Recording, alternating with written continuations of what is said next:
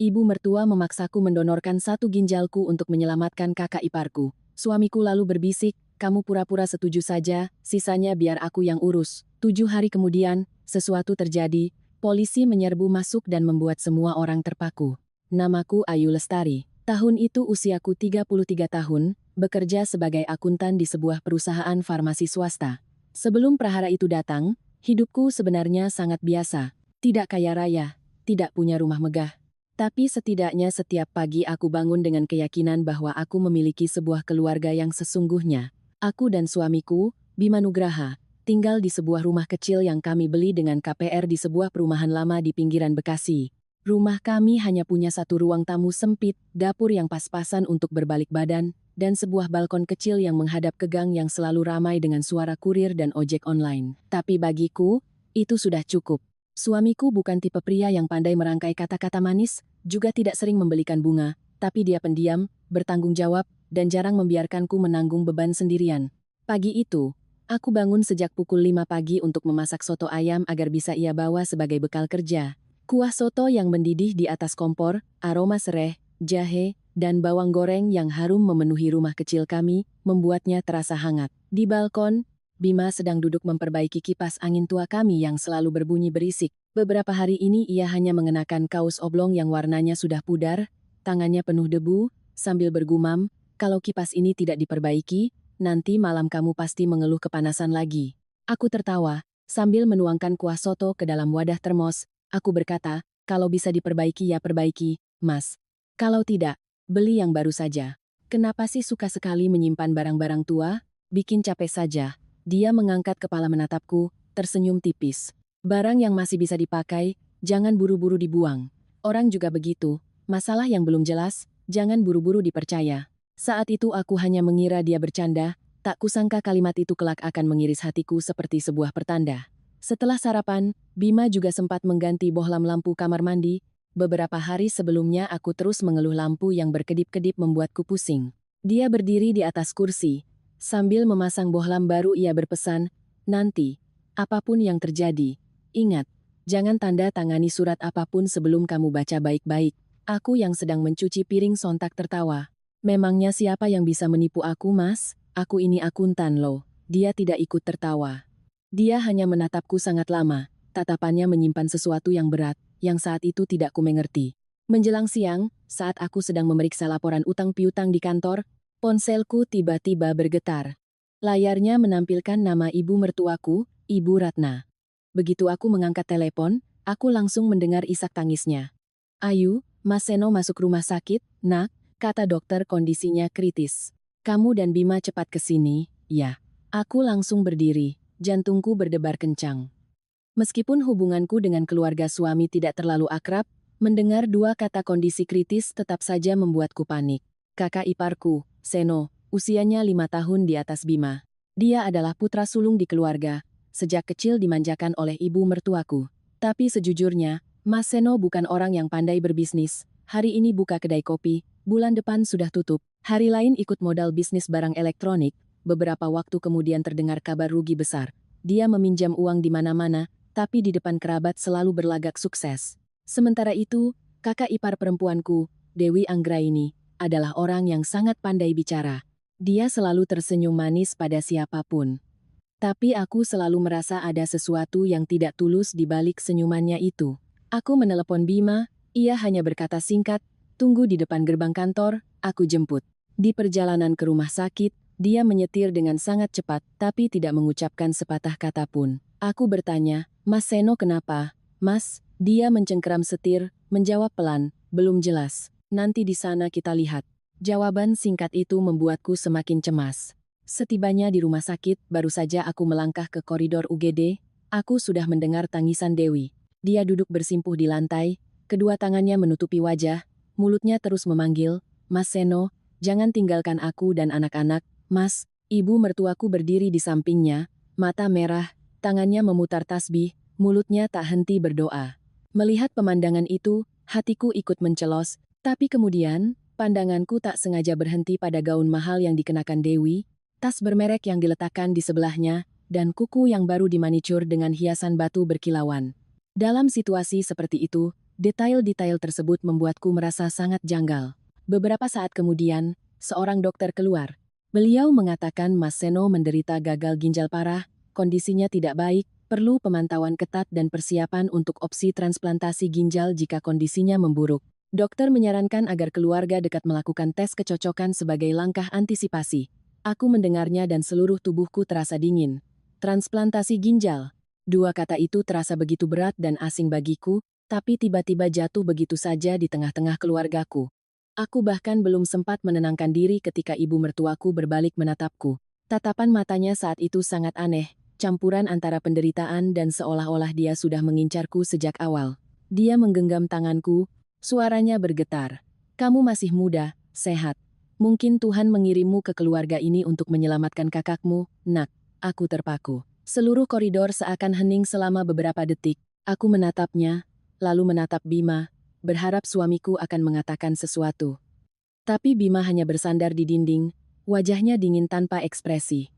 Dewi langsung menerjang dan menggenggam tanganku. Tangisnya semakin menjadi-jadi, air matanya melunturkan riasan wajahnya. Selamatkan Mas Seno, Ayu.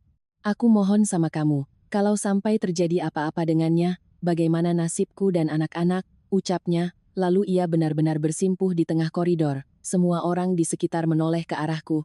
Tatapan mereka membuatku merasa seolah aku adalah penjahat kejam, jika tidak langsung mengangguk setuju. Dengan panik, aku mencoba membangunkan Dewi. Mbak, jangan begini, kita bisa bicarakan baik-baik. Tapi ibu mertuaku menyela. Suaranya serak namun setajam pisau. Bagaimana bisa pelan-pelan nak? Ini nyawa manusia, bukan beli sayur di pasar. Kalimat itu menekan dadaku. Aku tahu penyakit Mas Seno adalah masalah besar. Tapi mengapa semua tatapan begitu cepat tertuju padaku? Yang paling menyakitkan bukanlah tangisan ibu mertua atau kakak iparku, melainkan keheningan Bima. Dia hanya berdiri di sana, menyaksikan semua itu terjadi tanpa menarikku ke belakangnya. Aku menunggunya berkata, biar kita tes semua dulu. Aku menunggunya berkata, jangan paksa istriku. Tapi dia tidak mengatakan apa-apa. Keheningan itu membuat hatiku lebih dingin daripada koridor rumah sakit. Malam itu, setibanya di rumah, aku duduk termenung di tepi ranjang untuk waktu yang lama. Bima pergi ke balkon untuk merokok, asapnya menyatu dengan kegelapan malam. Aku tidak tahan lagi, aku menghampirinya dan bertanya, kalau mereka benar-benar memintaku mendonorkan ginjal, bagaimana? Dia diam. Aku bertanya lagi, suaraku sudah tercekat. Apa Mas juga mau aku melakukannya? Bima berbalik menatapku, matanya begitu dalam. Tapi pada akhirnya dia hanya berkata, kamu sudah lelah, tidurlah. Malam itu aku tidak bisa tidur. Aku mengumpulkan pakaian kotor untuk dicuci. Sebuah kebiasaan untuk menenangkan tanganku yang gemetar. Saat memeriksa saku jaket suami, aku merasakan sebuah benda keras. Aku mengeluarkannya, ternyata sebuah flash disk hitam dan secari kertas kecil yang terlipat. Di atasnya hanya ada satu baris tulisan tangan yang tergesa-gesa. Daftar transfer, proyek Fajar. Aku berdiri mematung di tengah kamar mandi. Air di mesin cuci masih bergemericik, lampu yang baru diganti bersinar terang di atas kepalaku. Tapi punggungku terasa dingin membekuk. Aku tidak tahu apa itu proyek Fajar. Aku juga tidak tahu apa isi flash disk itu. Tapi firasat seorang wanita memberitahuku bahwa telepon siang tadi bukan sekadar kabar buruk tentang kakak iparku. Dan sejak saat itu, kehidupanku yang tenang mulai retak. Keesokan paginya, baru saja aku membuka pintu hendak ke pasar. Aku sudah melihat ibu mertua dan kakak iparku berdiri di depan gerbang. Ibu Ratna membawa rantang berisi bubur ayam, sementara tangannya yang lain memegang beberapa kotak suplemen. Di belakangnya, Dewi memeluk sekeranjang besar buah-buahan. Begitu melihatku, ibu mertua langsung masuk seolah itu rumahnya sendiri, suaranya begitu manis. Ayu, ibu masakin bubur ayam untukmu. Kamu harus makan yang banyak dan jaga kesehatan. Pasti beberapa hari ini kamu cemas memikirkan Mas Seno sampai pucat begitu. Aku tersenyum kaku mempersilakan mereka masuk, tapi di dalam hati muncul perasaan yang sangat tidak nyaman. Jika ini murni perhatian, mengapa tatapan ibu mertuaku terus mengamatiku dari ujung rambut sampai ujung kaki, seolah sedang menaksir harga sebuah barang? Beliau meletakkan rantang di meja, membuka tutupnya sendiri. Aroma bubur ayam dengan rempah-rempah langsung menguar. Dewi duduk di kursi, belum beberapa kalimat sudah mengangkat tisu untuk menyeka matanya, suaranya tercekat. Semalam Mbak tidak bisa tidur, Yu. Memikirkan Mas Seno terbaring di sana, hati Mbak rasanya seperti disayat-sayat. Aku diam sambil menuang air, tapi ibu mertuaku tidak memberiku waktu untuk berpikir. Beliau menarik tanganku untuk duduk di sebelahnya, tangannya dingin tapi cengkeramannya sangat kuat. Ayu, hidup ini dinilai dari kebaikan hati kita. Menyelamatkan satu nyawa lebih berharga dari membangun 7 candi. Mas Seno itu kakak suamimu, darah daging keluarga ini. Menantu juga anak. Kalau kamu menyelamatkan dia, pahalanya bukan hanya untukmu, tapi untuk anak cucumu kelak. Setiap kata yang diucapkannya terdengar penuh dengan nasihat bijak, tapi di telingaku terasa seberat batu. Aku perlahan menarik tanganku, berkata pelan, "Bu, ini masalah besar." Ayu juga belum tahu bagaimana kondisi kesehatan Ayu. Perlu diperiksa dokter dulu. Ibu Ratna langsung memotong, "Ya makanya kita tes dulu. Ibu tidak memintamu langsung naik ke meja operasi, tapi niat baikmu harus ada dulu, baru Tuhan akan menolong." Mendengar itu, Dewi langsung menangis lebih keras. Dia bercerita sudah menjual semua perhiasan pernikahannya, biaya rumah sakit yang setiap hari membengkak, dan putranya di rumah yang terus bertanya kapan ayahnya pulang. Lalu ia menggenggam tanganku, suaranya bergetar, "Kalau Mas Seno tidak selamat, habislah riwayat kami, Yu. Kasihanilah keponakanmu, kasihanilah Mbak, kasihanilah keluarga ini." Aku menatap wajahnya yang basah oleh air mata, hatiku bimbang antara kasihan dan bingung. Tapi tepat pada saat itu, ponselnya yang tergeletak di meja menyala, layarnya menampilkan notifikasi yang jelas, konfirmasi booking resort berhasil. Aku tertegun, hanya sesaat.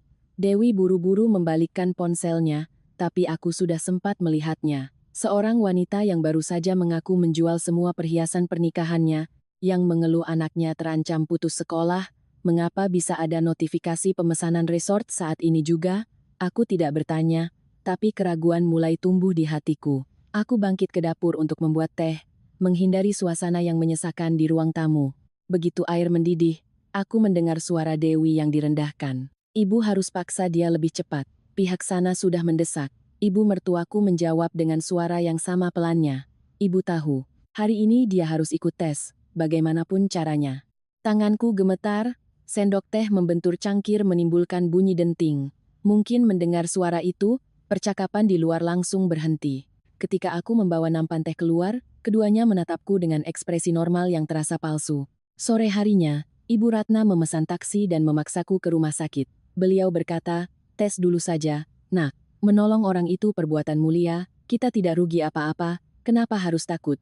Aku masih ragu-ragu ketika Bima pulang kerja. Aku menatapnya seolah meminta pertolongan, tapi dia hanya meletakkan tasnya, menatap ibunya, lalu berkata dengan nada datar, "Kalau cocok, kita juga harus memikirkan Mas Seno." Kalimat itu membuat jantungku serasa jatuh. Aku tidak percaya orang yang kemarin berpesan agar aku tidak menandatangani apapun, hari ini bisa mengucapkan kalimat itu di depan ibunya. Selama perjalanan ke rumah sakit, aku duduk di samping suamiku dengan hati yang membeku. Ibu mertua dan kakak iparku, yang duduk di belakang terus-menerus mengungkit jasa Mas Seno yang dulu sering menggendong Bima saat kecil, lalu mengingatkan bahwa sebagai saudara harus saling berkorban. Aku mendengarnya dengan tenggorokan yang tercekat. Ternyata hanya dalam semalam, tubuhku sudah menjadi bahan diskusi mereka, dibungkus dengan kalimat-kalimat moral yang indah. Proses tes berjalan lebih cepat dari dugaanku. Mereka mengambil darah, menanyakan beberapa hal, lalu menjanjikan hasilnya besok. Saat keluar dari ruangan, aku melihat Mas Seno duduk di bangku taman koridor, tangannya memegang semangkuk soto yang baru dibelikan, ia makan dengan lahap. Selesai makan, ia bahkan diam-diam menyalakan sebatang rokok di balik pilar. Melihat pemandangan itu, kecemasanku semakin menjadi-jadi. Seseorang yang dikatakan kritis hingga butuh transplantasi ginjal secepatnya, bagaimana bisa begitu santai? Malam itu di rumah, aku tidak bisa menahannya lagi. Begitu pintu kamar tertutup, aku menangis dan bertanya pada Bima, "Apa Mas benar-benar ingin aku kehilangan satu ginjalku? Jawab jujur, di mata Mas, aku ini istri atau hanya orang luar yang bisa dikorbankan?" Dia menatapku lama, lalu tiba-tiba melangkah maju, menarikku ke dalam pelukannya, dan berbisik sangat pelan di telingaku. "Kamu pura-pura setuju saja, sisanya biar aku yang urus." Aku terpaku, air mataku bahkan belum sempat kering. "Maksud Mas apa?" Bima meletakkan jarinya di bibirku, tatapannya begitu serius hingga aku tidak berani bertanya lagi. Dia hanya berkata, "Mulai sekarang, jangan makan atau minum apapun yang mereka berikan, dan sama sekali jangan tanda tangani surat apapun. Meskipun mereka menangis, bersujud, atau memakimu, kamu tidak boleh tanda tangan." Setelah itu, ia keluar untuk memeriksa pintu utama lalu diam-diam mengganti kata sandi kunci digital kami. Sejak hari itu, Aku mulai menyadari banyak keanehan pada suamiku. Dia memasang sebuah kamera kecil di ruang tamu, katanya untuk mencegah maling. Setiap malam ia begadang di depan laptop, mengenakan headphone, dan mencatat sesuatu di sebuah buku catatan hitam. Pernah sekali aku mendekat, dia langsung menutup laptopnya. Aku marah, takut, sekaligus tidak tahu harus mempercayainya sampai sejauh mana. Keesokan harinya, hasil tes datang. Aku sangat cocok dengan Mas Seno. Ibu mertuaku memelukku erat di tengah koridor rumah sakit, menangis sejadi-jadinya. Keluarga ini berutang budi padamu seumur hidup, Ayu. Kamu benar-benar malaikat penolong keluarga kita. Dewi juga menangis sesenggukan. Tapi saat ia berpaling, aku melihat sudut bibirnya terangkat sangat cepat. Kebahagiaan mereka tidak seperti kebahagiaan orang yang baru menemukan harapan untuk menyelamatkan nyawa. Itu lebih mirip kebahagiaan orang yang akan menerima sejumlah besar uang. Malam itu, Bima mengunci pintu kamar tidur kami. Dia menutup tirai, memeriksa ponselku, baru kemudian membuka laci dan mengeluarkan flash disk hitam yang pernah kulihat di saku jaketnya.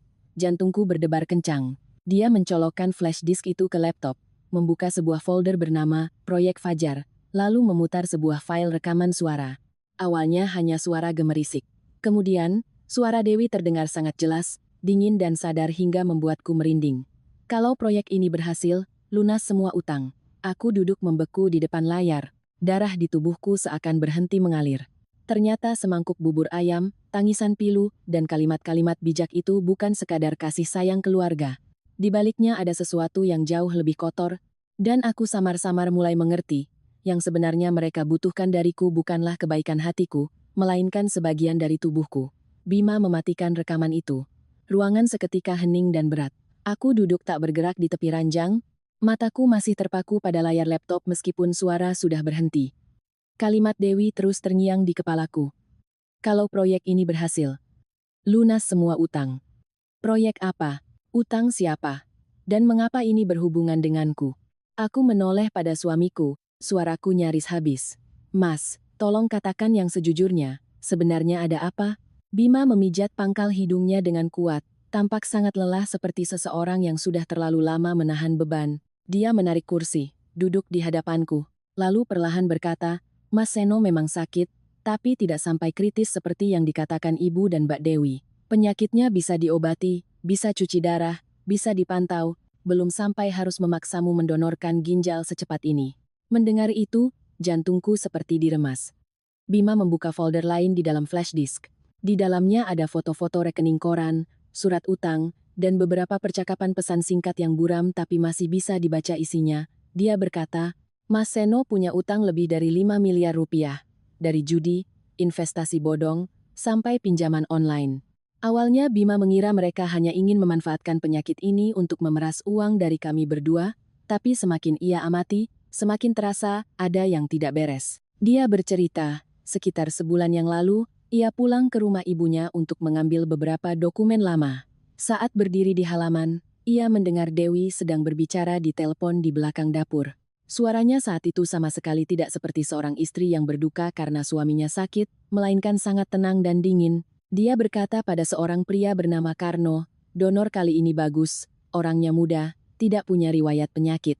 Uang muka harus ditransfer dulu, pihak kami tidak kerja gratis. Pria di seberang telepon tertawa serak, Bima samar-samar mendengar Dewi memanggilnya Karno si bekas luka. Aku merinding, donor kali ini, maksudnya aku? Bima menatapku tanpa menghindar. Dia mengangguk. Benar, dan orang yang sebenarnya butuh ginjal itu bukan Mas Seno. Aku merasa salah dengar. Seluruh tubuhku dingin. Kedua tanganku mencengkeram piyama. Bukan Mas Seno. Lalu siapa? Dia membuka sebuah foto yang diambil tergesa-gesa di ponselnya. Di sana, sebuah nama dilingkari merah, Bapak Tirtayasa. Bima berkata dengan suara rendah, beliau seorang pengusaha kaya yang sedang butuh ginjal yang cocok. Orang-orangnya Karno berhubungan dengan Mbak Dewi. Mereka menggunakan kedok donasi keluarga untuk melegalkan dokumen, sementara Mas Seno hanya dijadikan alasan, Ibu dan Mbak Dewi ingin menjual ginjalmu pada orang lain. Telingaku berdengung, semua di hadapanku terasa berputar. Aku hanya bisa berpegangan pada tepi ranjang, mulutku mengeluarkan kalimat yang lebih mirip desahan. Maksud Mas, mereka mau menjual ginjalku? Bima menatapku, matanya memerah. Iya, saat itu juga aku menangis. Bukan tangisan histeris, melainkan air mata yang terus mengalir dalam keheningan. Aku teringat semangkuk bubur ayam kemarin, tangan ibu mertua yang menggenggamku erat, dan Dewi yang bersujud di koridor rumah sakit. Ternyata di balik air mata itu, aku bukan menantu perempuan, bukan adik ipar, apalagi keluarga. Aku hanyalah sebuah tubuh yang sehat, sebuah ginjal yang masih berfungsi, sebuah barang yang mereka hargai dengan uang. Bima mengeluarkan beberapa lembar fotokopi dari laci. Mbak Dewi diam-diam memfotokopi kartu keluarga kita. Foto KTP-mu juga sudah mereka ambil. Ketika Bima bertanya, ibunya beralasan untuk mengurus asuransi keluarga, tapi Bima tidak percaya.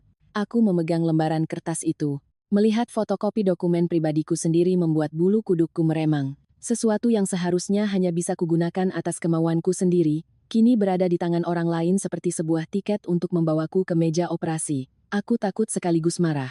Kenapa Mas tidak lapor polisi? Kenapa masih membiarkanku ikut tes? Bima menggenggam tanganku erat, suaranya berat. Aku sudah melapor pada temanku, tapi buktinya belum cukup. Rekaman suara itu tidak cukup untuk membuktikan mereka mau menjual ginjalmu. Kalau kita gegabah, mereka akan menyangkal. Mereka akan bilang hanya sedang membahas biaya rumah sakit untuk Mas Seno. Aku butuh mereka membuka kedoknya sendiri. Aku mengerti alasannya, tapi hatiku tetap sakit. Sakit karena aku telah dijebak oleh keluarga suamiku sendiri.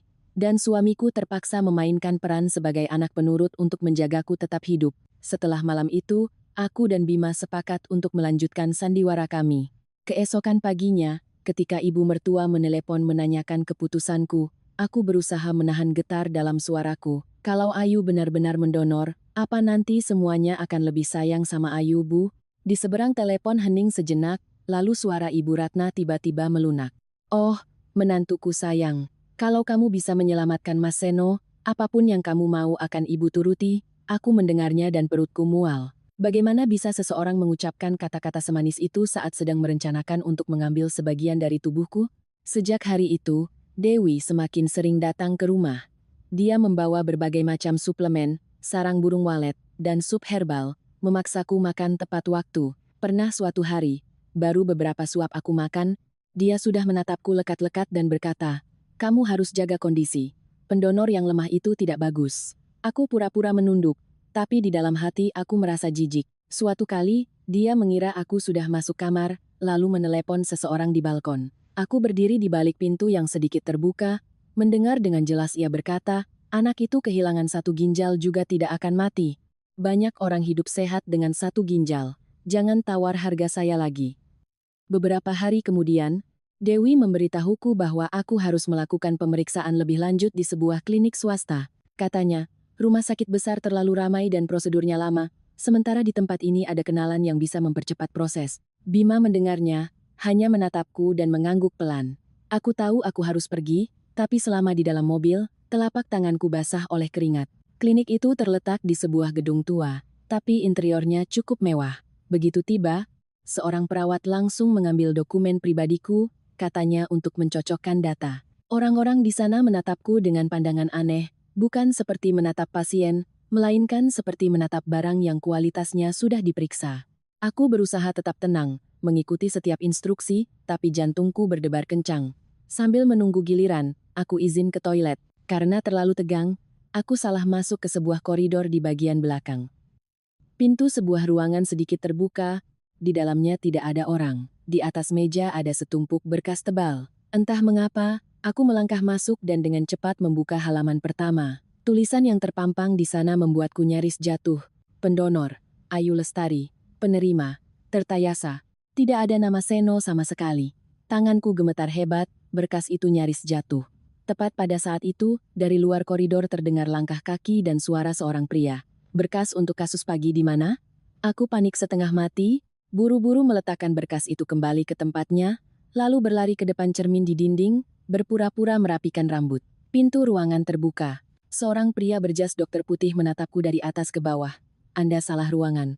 Aku menunduk, berbisik meminta maaf, lalu berusaha berjalan sepelan mungkin agar mereka tidak melihat kakiku yang gemetar. Begitu sampai di lobi, aku melihat Dewi berdiri di samping seorang pria dengan bekas luka panjang di wajahnya, dari pelipis hingga tulang pipi. Pria itu menyeringai, matanya menelusuriku seperti sedang memeriksa barang di pasar. Dewi merendahkan suaranya, tapi aku masih bisa mendengar setiap katanya. "Barangnya bagus, bisa dapat harga tinggi." Saat itu, aku tidak ragu lagi. Aku benar-benar bukan bagian dari keluarga mereka. Aku telah menjadi barang dagangan hidup di tangan orang-orang yang mengenakan topeng keluarga. Malam itu, begitu tiba di rumah, aku langsung berlari ke kamar mandi. Pintu baru saja tertutup. Aku tidak bisa menahannya lagi. Aku membungkuk dan muntah di wastafel. Perutku kosong, hanya ada beberapa teguk air, tapi tenggorokanku terus bergejolak. Bayangan pria dengan bekas luka yang menatapku seperti barang dagangan, dan kalimat Dewi, barangnya bagus, bisa dapat harga tinggi, terus berputar di kepalaku hingga sesak napas. Aku menyalakan keran air dengan kencang, membasuh wajah sambil menatap diriku di cermin. Wajahku pucat pasi, mataku merah karena ketakutan. Aku bertanya pada diri sendiri, keluarga macam apa yang telah kumasuki ini, hingga suatu hari, orang-orang yang memanggilku Nak dan Dik bisa duduk bersama menghitung harga untuk sebagian dari tubuhku. Jika aku tidak melihat berkas itu dengan mata kepalaku sendiri, jika aku tidak mendengar ucapan mereka dengan telingaku sendiri, mungkin aku tidak akan pernah percaya bahwa hati manusia bisa sedingin itu. Bima mengetuk pintu dari luar dengan sangat pelan. Ayu, buka pintunya. Aku membuka pintu. Begitu melihatnya, aku langsung menangis. Dia memelukku, tangannya yang diletakkan di belakang leherku sedikit gemetar. Aku bisa mendengar napasnya yang berat di telingaku.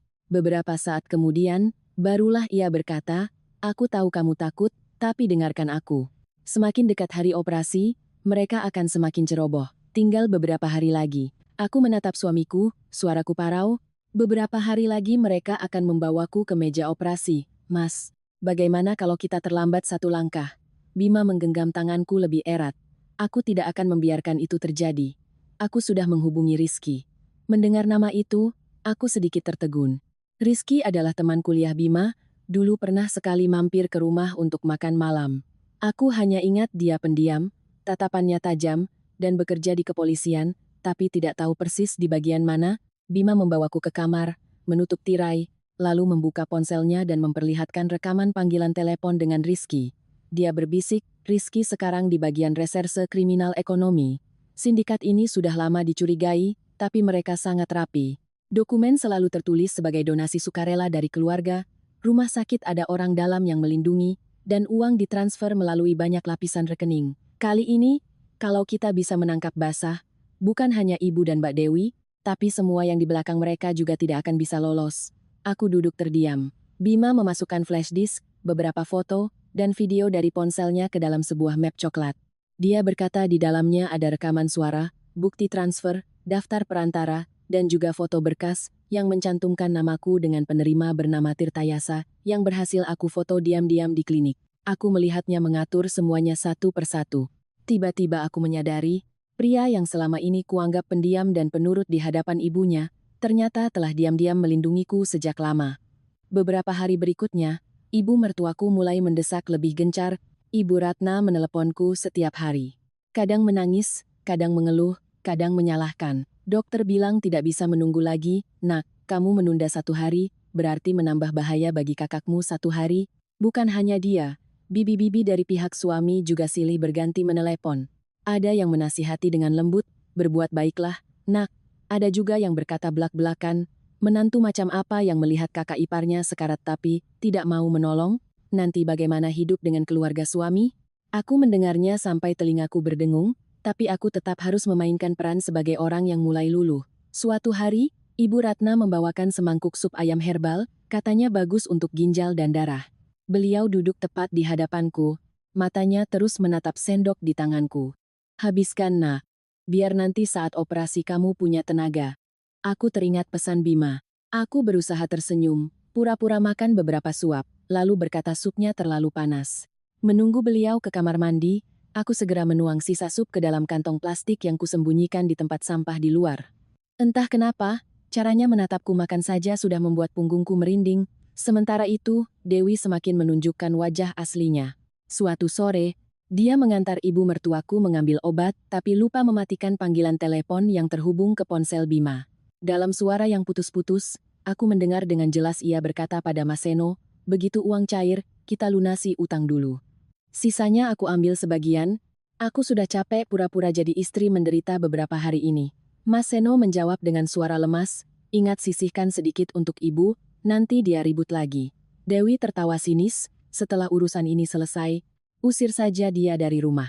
Orang penyakitan begitu cuma menghabiskan uang." Mendengar itu air mataku mengalir. Aku pernah berpikir orang yang paling kejam adalah Dewi, tapi yang paling menyakitkan adalah Mas Seno juga tahu segalanya. Di hadapanku dia berbaring di ranjang, pura-pura lemah, bahkan sesekali menggenggam tanganku dan berkata, "Mas berutang budi padamu, Dik." Tapi malam harinya, Bima yang diam-diam mengikutinya berhasil merekam video saat dia mengenakan jaket dan topi, diam-diam pergi ke warung minum bersama teman-temannya. Dalam video itu, dia mengangkat gelas bir sambil merokok, tertawa terbahak-bahak. Kali ini lolos dari maut, nasibku pasti berubah. Bima memberikan video itu pada Rizky. Di saat yang sama, Rizky berhasil melacak bahwa Tirtayasa adalah seorang pengusaha properti kaya raya yang memang menderita penyakit ginjal parah dan sedang mencari donor dengan cara apapun. Dia bersedia membayar lebih dari 10 miliar rupiah untuk mendapatkan ginjal yang cocok dengan cepat dan dokumen yang bersih. Aku mendengarnya dengan tangan yang membeku. Nyawa dan tubuhku di mata mereka hanyalah sebuah transaksi bisnis. Tanggal operasi ditetapkan 7 hari lagi. Dewi mulai tidak bisa menyembunyikan kebahagiaannya. Aku tak sengaja melihatnya sedang membuka situs jual beli mobil, melihat-lihat model mobil terbaru berwarna putih mutiara. Ibu mertuaku, setiap kali bertemu orang, selalu membanggakan, menantu saya itu sangat berbakti. Memang keluarga kami beruntung bisa mendapatkannya. Mendengar ucapannya, aku hanya bisa tersenyum getir. Ternyata manusia bisa merencanakan untuk menjualmu sambil memamerkanmu sebagai teladan moral. Malam sebelum masuk rumah sakit, aku nyaris tidak bisa tidur. Bima duduk di sampingku, menggenggam tanganku untuk waktu yang lama. Dia berkata, "Besok, apapun yang terjadi, jangan takut. Aku tidak akan membiarkan siapapun menyentuhmu." Aku menatapnya. Air mataku mengalir tanpa suara. Di luar sana, semuanya telah diatur seperti sebuah drama besar, dan aku adalah pemeran utama yang harus melangkah ke atas panggung dengan senyum pura-pura tenang. Tepat pada saat itu, dari luar pintu kamar terdengar suara yang sangat pelan. Bima langsung bangkit dan membuka pintu. Koridor kosong. Hanya ada lampu kuning yang berkedip dan suara langkah kaki seseorang yang terburu-buru menuruni tangga. Aku menatap suamiku, jantungku berdebar kencang. Dia tidak berkata apa-apa, hanya menutup pintu dan menguncinya sekali lagi. Tapi aku tahu, ada seseorang yang baru saja menguping pembicaraan kami, dan besok, segalanya pasti tidak akan berjalan sesederhana rencana awal. Keesokan paginya, aku diantar oleh ibu mertua dan kakak iparku ke rumah sakit sejak subuh. Langit masih gelap, embun tipis masih menempel di kaca mobil. Tapi Ibu Ratna sudah berpakaian rapi, tangannya memutar tasbih, mulutnya tak henti berdoa seolah seorang ibu yang sedang mendoakan keluarganya. Jika dilihat dari luar, siapapun akan mengira beliau adalah ibu mertua yang sangat menyayangi anak dan menantunya. Tapi aku yang duduk di sampingnya melihat tangannya yang terus mencengkeram ponsel, matanya sesekali melirik ke arah Dewi. Di hatiku hanya ada rasa dingin. Begitu memasuki lobi rumah sakit, Ibu Ratna langsung memelukku erat di depan beberapa kerabat yang sudah menunggu. Beliau menangis sangat keras.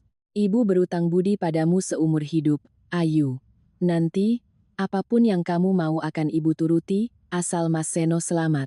Aku berdiri diam dalam pelukannya, aroma minyak angin dan parfum yang menyengat menusuk hidungku. Air matanya jatuh di bahuku, tapi tatapan matanya tidak tertuju padaku. Beliau terus menatap ke arah ruang operasi, menatap orang-orang berjas putih seolah sedang menunggu sebuah sinyal. Dewi berbeda. Dia tidak lagi menangis terseduh-seduh seperti beberapa hari sebelumnya. Dia mondar-mandir di koridor, tangannya terus menekan ponsel, kuku berhias batunya berbunyi di layar. Sesekali ia menoleh padaku dengan senyum kaku. "Jangan khawatir, Yu. Semuanya sudah disiapkan. Kamu tinggal nurut saja." Dua kata nurut saja itu membuatku merinding. Aku menunduk, berpura-pura gemetar karena takut, tapi di dalam saku bajuku, alat perekam super kecil yang diberikan Bima semalam masih terus berjalan. Seorang perawat muda mengantarku ke ruang persiapan. Ruangan itu begitu dingin hingga bulu kudukku berdiri. Di atas meja stainless steel sudah tersedia beberapa lembar kertas, pulpen, dan satu set pakaian pasien berwarna biru muda. Perawat itu mendorong kertas ke arahku, suaranya tergesa-gesa. "Tanda tangani di sini dulu, Mbak, biar kami bisa selesaikan administrasinya." Keluarga sudah menunggu, dokter juga sebentar lagi masuk. Aku mengambil pulpen, sengaja membuat tanganku gemetar. "Boleh saya baca dulu, Sus?" Saya agak takut. Kertasnya banyak sekali. Dia mengerutkan kening tapi tetap berusaha bersuara lembut. "Ini semua surat persetujuan sukarela, kok, tidak ada apa-apa. Kalau Mbak sudah setuju, tanda tangani saja biar cepat." Aku menunduk melihat barisan huruf yang rapat di atas kertas. Di bagian penerima donor, ada bagian yang ditutupi klip kertas dengan sangat ceroboh. Aku sengaja menjatuhkan pulpen, lalu membungkuk untuk mengambilnya, mengulur waktu. Di luar pintu, langkah kaki mondar-mandir terdengar tergesa-gesa. Aku samar-samar mendengar suara Dewi di koridor. Sore ini terima uang, beres. Iya, jangan sampai kurang, di sini surat-surat sudah lengkap. Jantungku berdebar begitu kencang seolah mau meledak. Dia tidak tahu setiap kata yang diucapkannya sedang direkam. Aku izin keluar sebentar untuk minum. Begitu melangkah keluar ruangan, aku melihat Mas Seno duduk di bangku di ujung koridor. Pria yang katanya akan kritis jika tidak segera dioperasi itu sedang memegang sepotong roti sosis, menggigitnya dengan lahap. Melihatku, ia buru-buru menyembunyikan rotinya di belakang punggung, terbatuk-batuk, lalu meringis pura-pura kesakitan. Pemandangan itu membuatku ingin tertawa sekaligus merasa muak. Orang yang sekarat menurut mereka ternyata masih cukup sehat untuk makan dengan nikmat sebelum aku didorong ke ruang operasi. Bima berdiri tidak jauh dari situ, dia menatapku. Tatapannya sangat cepat tapi cukup untuk membuatku mengerti. Bertahanlah sedikit lagi. Aku kembali ke ruang persiapan, mengambil pulpen sekali lagi. Perawat itu tampak tidak sabar. Tanda tangani, Mbak. Jadwal operasi sudah diatur, jangan sampai mengganggu seluruh tim. Aku menarik napas dalam-dalam, meletakkan ujung pulpen di atas kertas. Tapi sebelum sempat menulis, pintu ruangan terbuka. Seorang dokter parubaya masuk, di belakangnya ada dua orang lagi. Dia menatapku dari balik kacamatanya, suaranya dingin. Bawa pasien ke ruang operasi. Dua perawat langsung mendekat, mendorong ranjang yang sudah disiapkan. Baru saja aku duduk di atasnya, Bima tiba-tiba masuk dan menghalangi pintu. Suaranya tidak keras, tapi setiap katanya jelas. Tunggu, saya ingin tahu siapa penerima donor yang sebenarnya. Seluruh ruangan seakan membeku. Dokter itu mengerutkan kening. Anda siapa berani membuat keributan di sini? Bima menatapnya lurus. Saya suami dari orang yang akan kalian ambil ginjalnya, dan saya berhak bertanya. Dewi berlari masuk, wajahnya pucat pasi. Dia menunjuk Bima sambil berteriak, "Kamu gila, ya? Jam segini masih bikin ribut? Kamu mau kakakmu mati?" Ibu mertuaku juga terhuyung-huyung masuk, memegangi dadanya. "Bima, jangan begini, nak. Ibu mohon, kakakmu butuh pertolongan." Anehnya, beliau menangis tapi matanya terus melirik ke arah dokter seolah memberi isyarat. Bima tidak mundur. Dia mengeluarkan ponselnya, memutar sebuah rekaman. Suara Dewi terdengar jelas di ruangan yang dingin itu. "Sore ini terima uang, beres." Wajah Dewi seketika pucat tanpa darah. Dokter itu baru saja akan merebut ponsel Bima ketika dari luar koridor terdengar langkah kaki yang tergesa-gesa. Pintu ruangan didobrak. Puluhan orang berseragam polisi menyerbu masuk. Yang memimpin adalah Rizky. Dia mengangkat surat perintah, suaranya tegas. "Semuanya diam. Kami sedang menyelidiki sindikat jual beli organ ilegal dan pemalsuan dokumen medis." Semua terjadi begitu cepat hingga aku tidak sempat bernapas. Para perawat mundur ketakutan. Seorang dokter yang mencoba lari melalui pintu samping langsung dilumpuhkan. Berkas-berkas di meja disegel, komputer di ruang jaga disita. Suara teriakan, derap langkah, dan suara walkie-talkie terdengar riuh di sepanjang koridor. Aku duduk terpaku di ranjang pasien. Kedua tanganku dingin membeku. Aku hanya bisa menatap Bima seolah dia adalah satu-satunya tali yang menarikku dari jurang. Melihat polisi, Mas Seno langsung bangkit dan mencoba kabur. Tidak ada lagi raut wajah lemah. Ia berlari menuruni tangga darurat secepat orang sehat. Tapi baru saja sampai di lantai bawah, ia sudah dihadang oleh dua petugas dan langsung diborgol. Dari saku jaketnya, polisi menemukan sebuah bukti transfer senilai 12 miliar rupiah, lengkap dengan kode berkas yang cocok dengan namaku. Orang-orang yang melihat di bawah langsung berbisik-bisik. Topeng penderitaannya jatuh seketika. Dewi meraung-raung. "Saya hanya ingin menyelamatkan suami saya. Saya tidak tahu apa-apa, saya ditipu." Tapi Rizky dengan tenang memutar rekaman lain. Suara Dewi terdengar jelas, anak itu kehilangan satu ginjal juga tidak akan mati. Seluruh koridor hening. Dewi jatuh terduduk, bibirnya gemetar, tidak bisa menyangkal lagi. Ibu mertuaku menoleh pada Bima dengan tatapan tidak percaya. Matanya menunjukkan kengerian sekaligus kemarahan. Mungkin baru saat itu beliau sadar, putra yang selama ini dianggapnya penurut dan pendiam, ternyata telah diam-diam bekerja sama dengan polisi selama berminggu-minggu. Beliau tergagap. "Bima, kamu menjebak ibumu, ibu ini ibumu." Bima menatapnya, matanya memerah tapi suaranya dingin. "Apa ibu masih ingat kalau dia ini istriku? Atau di mata ibu, dia hanya seharga sejumlah uang?" Aku menangis saat Bima melangkah maju dan memelukku erat. Untuk pertama kalinya setelah berhari-hari hidup dalam ketakutan, aku berani bernapas lega. Di sekelilingku, orang-orang yang pernah mengatasnamakan keluarga untuk memaksaku berkorban, satu persatu diborgol. Dan mereka yang mengenakan jubah dokter dilumpuhkan di tempat di mana mereka hendak menjadikanku barang dagangan. Di tengah kekacauan itu, Bima melepaskan pelukanku, berbalik menatap ibunya. Dia berkata perlahan, setiap katanya seolah memutus benang terakhir di antara mereka. Mulai hari ini, ibu bukan lagi ibuku. Aku mengira, saat Bima memelukku keluar dari ruang persiapan operasi itu, segalanya sudah berakhir.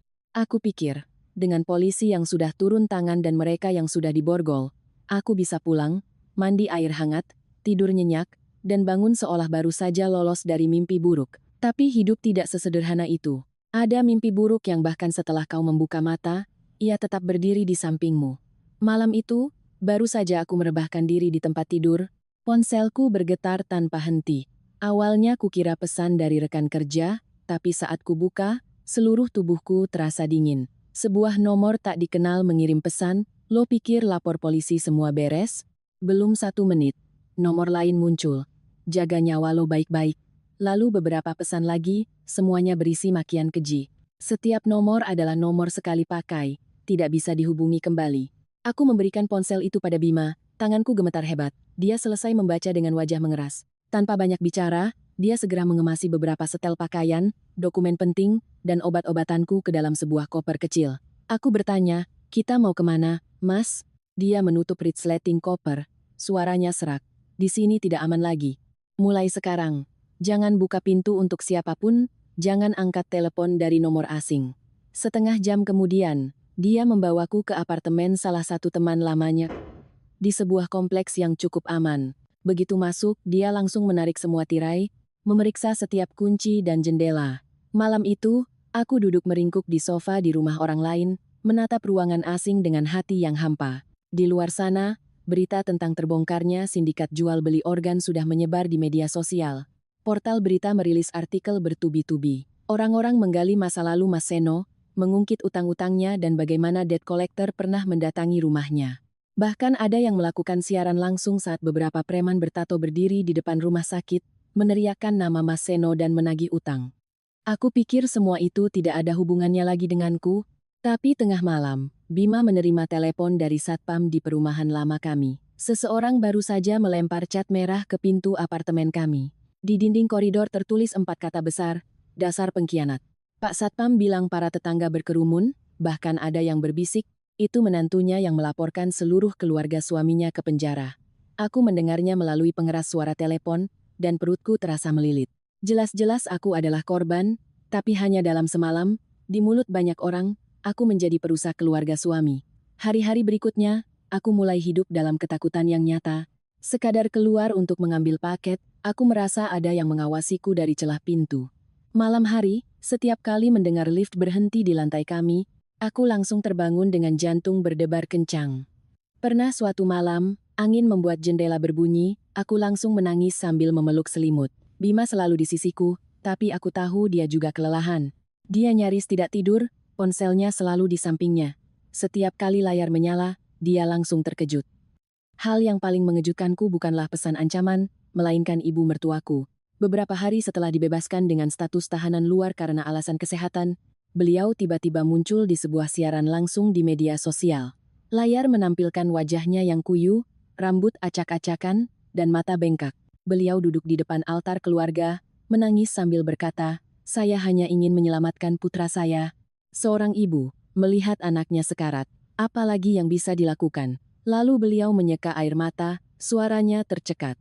Menantu saya itu dihasut oleh suaminya sendiri, makanya dia jadi setega itu. Saya tidak menyalahkannya. Saya hanya menyalahkan nasib saya yang malang. Aku menontonnya dan terpaku. Bima merebut ponselku dan mematikannya, tapi sudah terlambat. Potongan siaran langsung itu menyebar kemana-mana. Orang yang tahu ceritanya bersimpati padaku, mengatakan tidak ada yang berhak memaksa orang lain mendonorkan organ. Tapi banyak orang yang tidak tahu, ujung pangkalnya langsung menghujatku. Mereka menyebutku berdarah dingin, menantu durhaka, dan wanita egois. Bahkan ada yang berkomentar, cuma 1 ginjal saja pelit. Membiarkan kakak ipar mati itu jahat sekali. Aku membaca komentar-komentar itu dengan tangan dan kaki yang dingin. Mereka tidak tahu aku nyaris dijual kepada orang asing. Mereka tidak tahu air mata ibu mertuaku di media sosial hanyalah selubung untuk menutupi keserakahannya. Aku pernah berpikir kata-kata orang tidak bisa membunuh. Tapi ketika ratusan, ribuan orang asing menudingmu, barulah aku mengerti ada pisau yang tak perlu menyentuh kulit untuk membuatmu berdarah.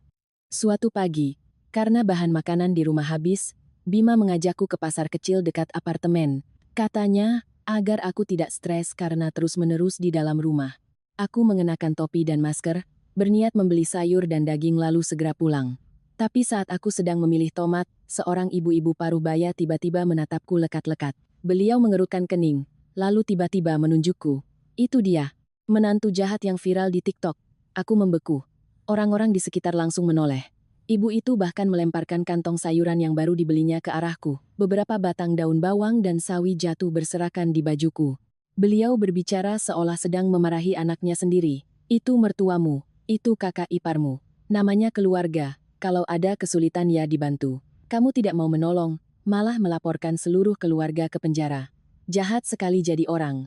Aku berdiri di tengah pasar, tenggorokanku tercekat, tidak bisa berkata apa-apa. Bima langsung maju melindungiku, urat lehernya menegang karena marah. Suaranya menggema di tengah kerumunan. Tidak ada seorang pun yang berhak memaksa istri saya mendonorkan organnya. Dia bukan barang milik keluarga saya, apalagi gudang suku cadang yang bisa diambil seenaknya.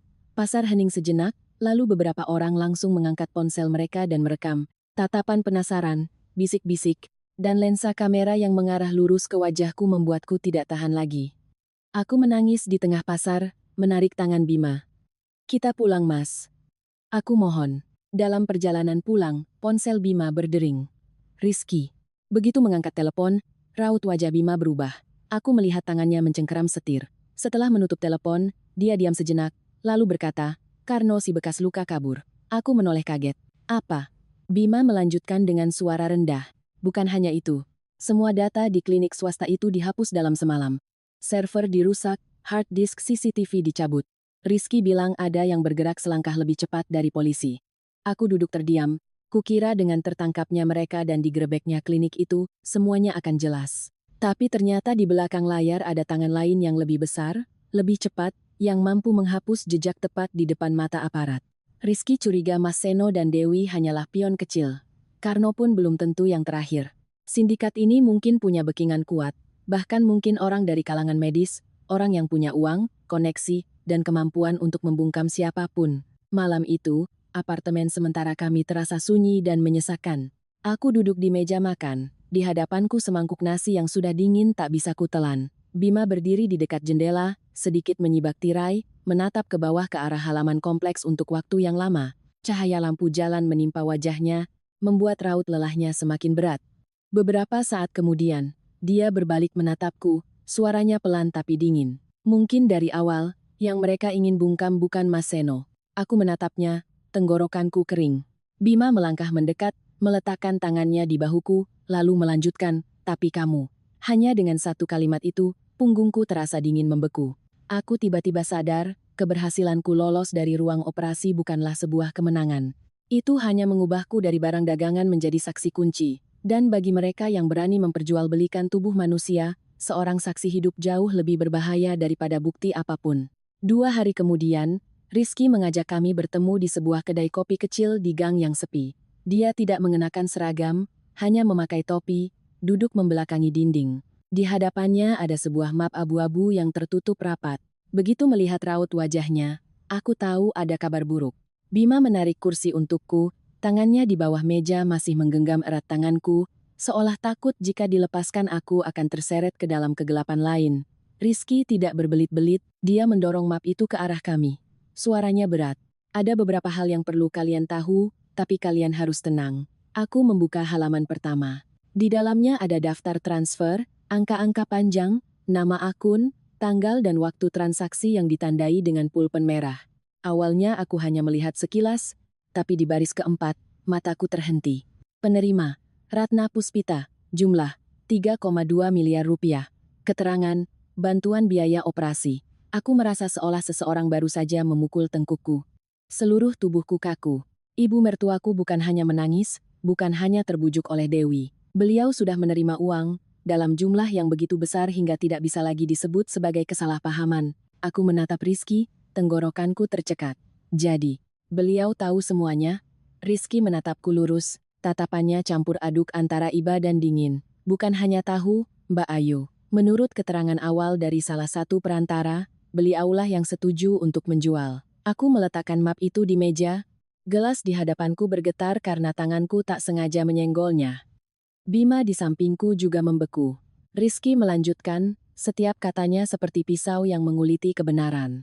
Orang pertama yang mengusulkan untuk memakai Mbak sebagai sumber donor bukan Dewi, tapi Ibu Ratna. Beliau pernah berkata pada Dewi dalam sebuah panggilan telepon, dia tidak bisa punya anak, disimpan juga tidak ada gunanya. Kalau harganya cocok, cepat kerjakan. Aku tidak langsung menangis. Ada rasa sakit yang begitu besar hingga air mata tak sempat mengalir. Aku hanya duduk di sana, telingaku berdengung. Di kepalaku tiba-tiba teringat sebuah makan malam beberapa bulan lalu. Waktu itu aku mengambilkan lauk untuk Ibu Ratna. Beliau menatapku dari atas ke bawah, lalu berkata dengan nada seolah bercanda. Perempuan kalau tidak bisa punya anak ya harus berguna dengan cara lain.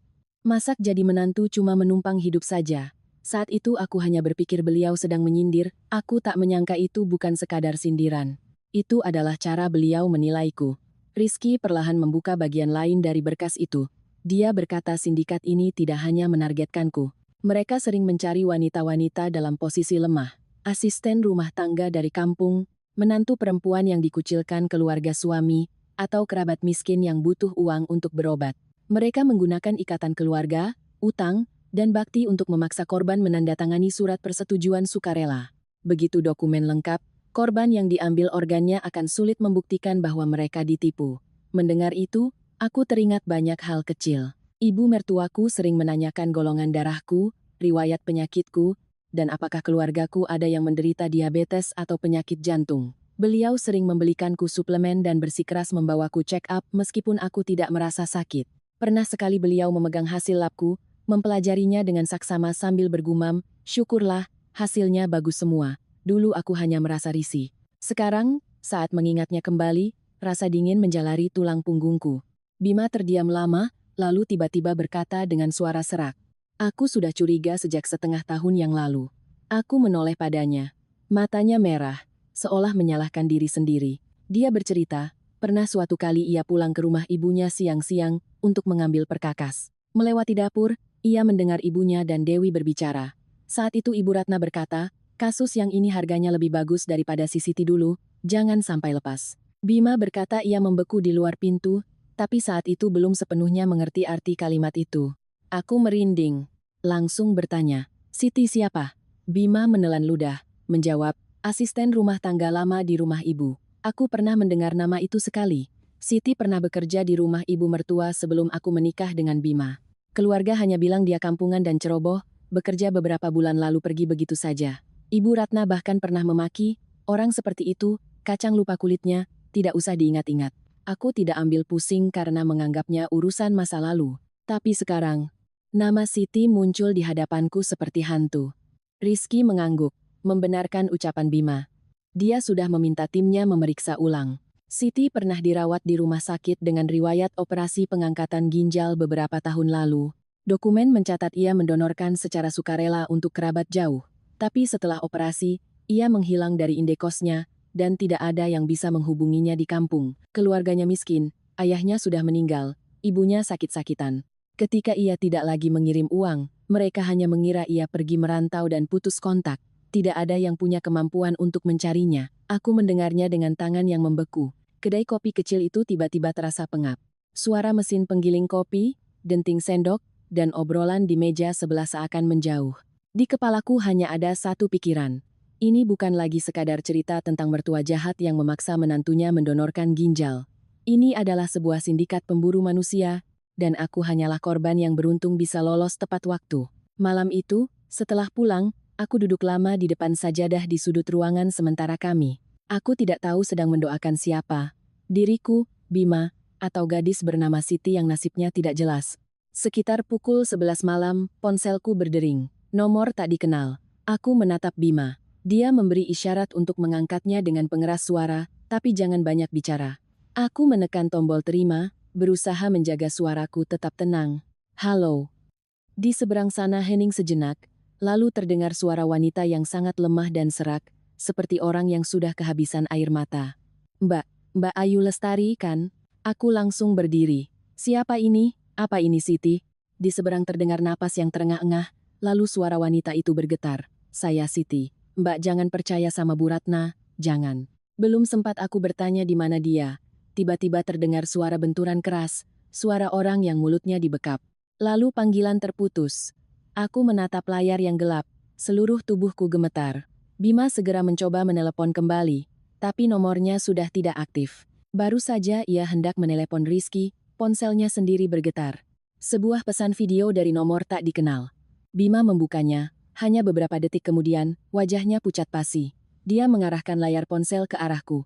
Dalam video itu, seorang gadis kurus diikat di kursi, mulutnya dilakban, matanya terbuka lebar penuh ketakutan. Di pergelangan tangannya ada bekas luka lama yang memanjang. Bima berkata dengan suara serak, "Itu Siti. Aku harus berpegangan pada meja agar tetap bisa berdiri." Di akhir video, suara seorang pria tertawa dingin. "Mau dia hidup, suruh si Ayu Lestari angkat telepon baik-baik." Layar menjadi hitam, ruangan jatuh dalam keheningan yang mematikan. Dan aku sadar, mimpi buruk ini bukan hanya belum berakhir, tapi baru saja menemukan sandera baru untuk menarikku kembali. Video itu hanya berdurasi kurang dari 30 detik, tapi aku merasa seperti ditarik ke dasar sumur yang dingin. Siti diikat di kursi, mulutnya dilakban, matanya yang panik menatap lurus ke kamera.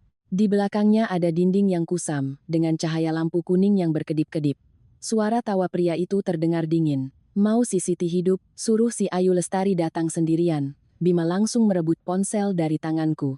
Dia segera menelepon Rizky, suaranya begitu cepat hingga nyaris kehilangan kendali. Dia kirim video, dia mau Ayu datang sendirian. Entah apa yang dikatakan di seberang sana, wajah Bima semakin tegang. Dia menutup telepon, menoleh padaku, dan berkata seperti memberi perintah, "Jangan pergi kemana-mana. Dengar, kan? Dia mau memancingmu keluar untuk dihabisi." Aku menatap layar ponsel yang sudah gelap, bayangan mata Siti masih terbayang di kepalaku. Seorang gadis yang pernah kehilangan satu ginjal, dibuang seperti barang rusak, kini disandera hanya karena dia berani meneleponku. Aku berkata dengan suara bergetar, "Tapi kalau aku tidak pergi, mereka bisa membunuh Siti." Bima membentak pelan, "Kalau kamu pergi, kalian berdua yang mati. Kamu pikir mereka akan menepati janji?" Rizky juga mencurigai karena si bekas luka sedang berusaha menghabisi semua saksi. Jika Siti buka mulut tentang masa lalu, seluruh sindikat akan terbongkar lebih dalam. Sementara aku, sejak lolos dari ruang operasi, sudah menjadi duri dalam daging bagi mereka. Seseorang yang tahu terlalu banyak dan dilindungi polisi, bagi mereka tak ubahnya bom waktu. Aku mengerti itu, tapi hatiku tetap sakit seperti diremas. Setiap kali aku memejamkan mata, aku melihat Siti diikat, pergelangan tangannya yang kurus, dan tatapan matanya yang memohon tanpa suara. Malam itu aku tidak bisa tidur. Bima duduk di ruang tamu, memegang ponsel, sesekali memeriksa pintu. Aku berbaring di kamar dengan mata terbuka lebar menatap langit-langit. Hampir tengah malam, apartemen tiba-tiba gelap gulita. Semua lampu padam, AC juga mati. Kegelapan yang mendadak itu membuatku terlonyak, jantungku berdebar kencang. Dari ruang tamu terdengar suara Bima yang sangat pelan. "Ayu, jangan nyalakan ponsel." Aku meraba-raba jalan keluar, dan dia sudah di sampingku, menarikku mundur ke kamar mandi. Satu tangannya mengunci pintu, tangan lainnya memegang sebuah tongkat besi yang selalu disiapkannya di belakang lemari. Dalam gelap, aku mendengar suara dari pintu utama. Awalnya hanya bunyi klik pelan, lalu suara orang yang mencoba mencongkel kunci, perlahan dan sabar, seolah orang di luar tahu pasti ada orang di dalam. Aku membekap mulutku agar tidak menjerit. Bima berdiri melindungiku, napasnya sangat pelan. Klik, kunci luar terbuka. Lalu terdengar derit engsel. Seseorang masuk, suara sepatunya menginjak lantai ruang tamu, pelan tapi berat. Dia menggeledah setiap sudut, menarik laci, menendang kursi. Lalu suara seorang pria serak terdengar, "Di mana perempuan itu?" Aku nyaris jatuh terduduk. Bima menggenggam tongkatnya erat. Menunggu hingga bayangan orang itu mendekati kamar mandi, dia tiba-tiba membuka pintu dan menerjang keluar. Suara benturan terdengar keras. Pria itu memakai masker hitam, tangannya memegang pisau. Begitu melihat Bima, dia langsung mengayunkannya. Bima berhasil menghindar, lalu memukul pergelangan tangan pria itu dengan tongkat. Pisau jatuh ke lantai, meluncur ke bawah sofa. Keduanya bergulat, membentur meja kaca di tengah ruangan. Prang, meja kaca pecah berkeping-keping. Aku terpaku di pintu kamar mandi, kakiku lemas. Bima berteriak, kunci pintunya, tapi aku tidak bisa bergerak. Pria itu terjatuh, tapi dia sangat liat. Dia merogoh sakunya, mengeluarkan sebuah suntikan kecil, ujung jarumnya berkilau di bawah cahaya remang dari koridor. Dia tidak lagi menyerang Bima, melainkan tiba-tiba menerjang ke arahku. Semua terjadi dalam sekejap. Aku hanya mendengar Bima menggeram, "Ayu," lalu dia melompat melindungiku. Ujung jarum itu menusuk lengannya. Bima mengertakkan gigi, mengerahkan seluruh tenaganya menendang pria itu hingga terlempar. Pria itu terhuyung-huyung membentur dinding, lalu bangkit dan lari ke arah pintu balkon belakang yang entah sejak kapan sudah terbuka. Hampir bersamaan, suara sirine dan langkah kaki terdengar dari koridor. Polisi menyerbu. Pria itu lebih cepat dari dugaanku. Dia memanjat pagar balkon, melompat ke atap kanopi di lantai bawah, lalu menghilang dalam kegelapan. Rizky dan timnya masuk, langsung memeriksa tempat kejadian. Di lantai hanya ada bercak darah, pisau di bawah sofa, dan sebuah ponsel tua yang dijatuhkan pria itu saat berkelahi. Rizky mengambil ponsel itu, melihat layarnya, lalu mengerutkan kening. Isinya penuh dengan pesan sandi, alamat yang disingkat, dan beberapa nama yang dikodekan. Rizky berkata, "Ini bukan preman biasa. Aku tidak bisa mendengar lagi karena Bima mulai limbung." Luka suntikan di lengannya membengkak dengan cepat. Keningnya berkeringat. Aku menopangnya, suaraku bergetar. "Mas, kamu kenapa?" "Lihat aku." Bima mencoba tersenyum, tapi bibirnya pucat. Ambulans datang dan membawanya untuk diperiksa malam itu juga.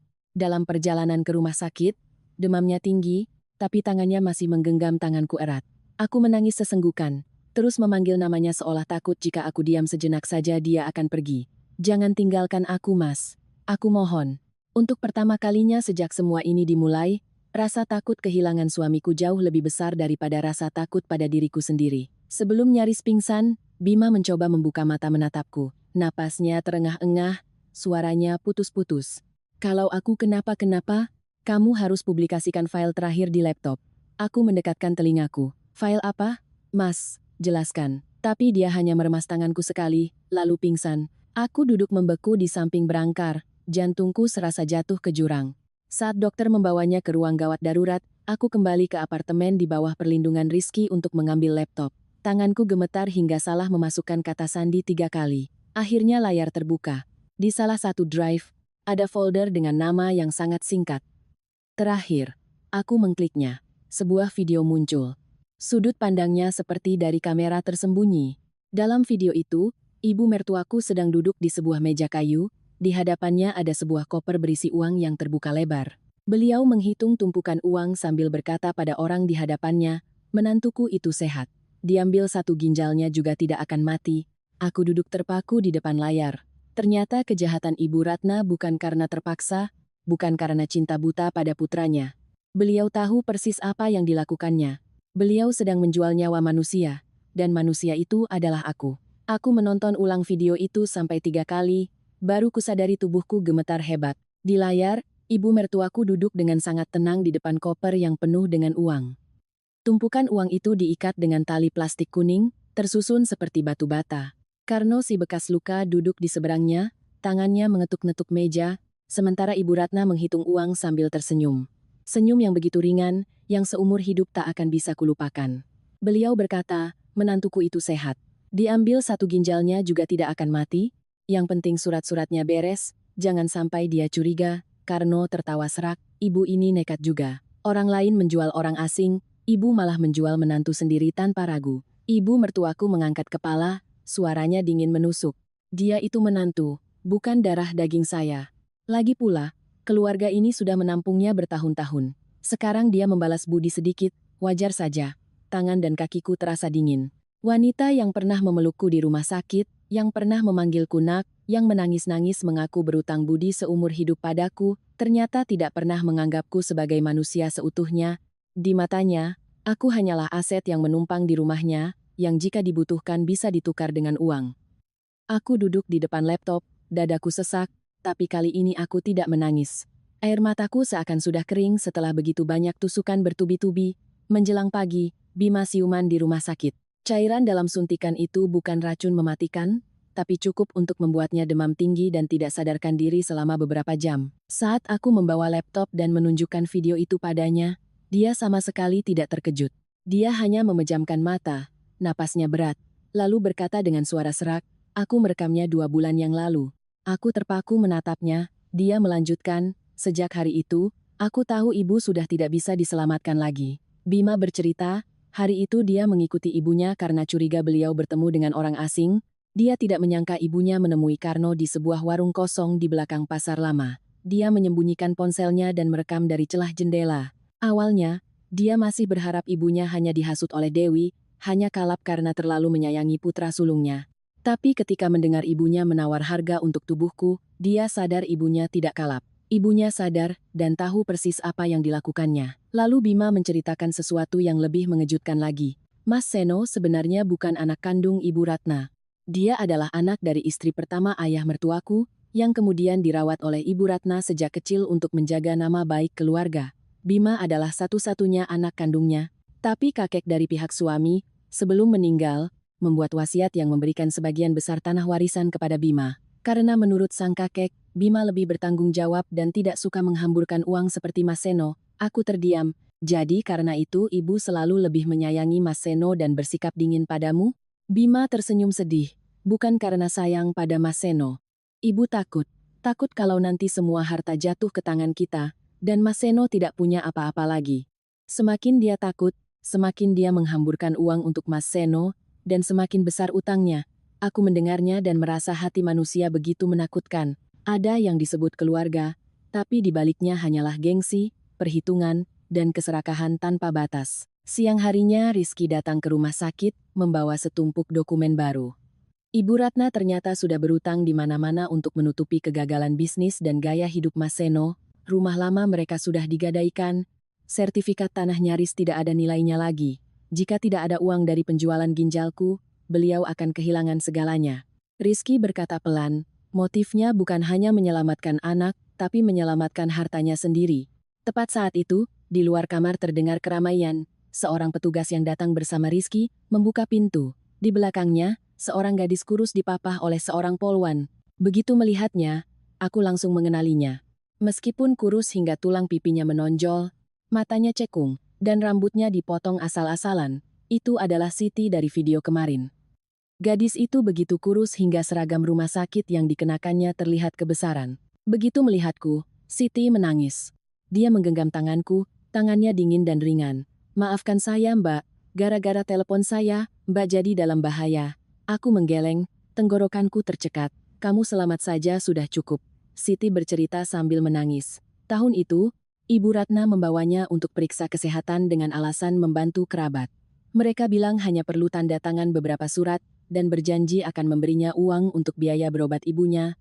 Tapi ketika dia siuman setelah operasi, perutnya sakit luar biasa, dan di sampingnya hanya ada sebuah amplop berisi beberapa juta rupiah dan pesan untuk mengambil uang itu dan pergi. Dia pernah ingin melapor, tapi terus-menerus diancam. Pernah ada orang asing datang ke kampungnya, menanyakan kabar ibunya, dan berkata jika Siti macam-macam, orang berikutnya yang masuk rumah sakit adalah ibunya. Siti ketakutan dan harus berpindah-pindah tempat.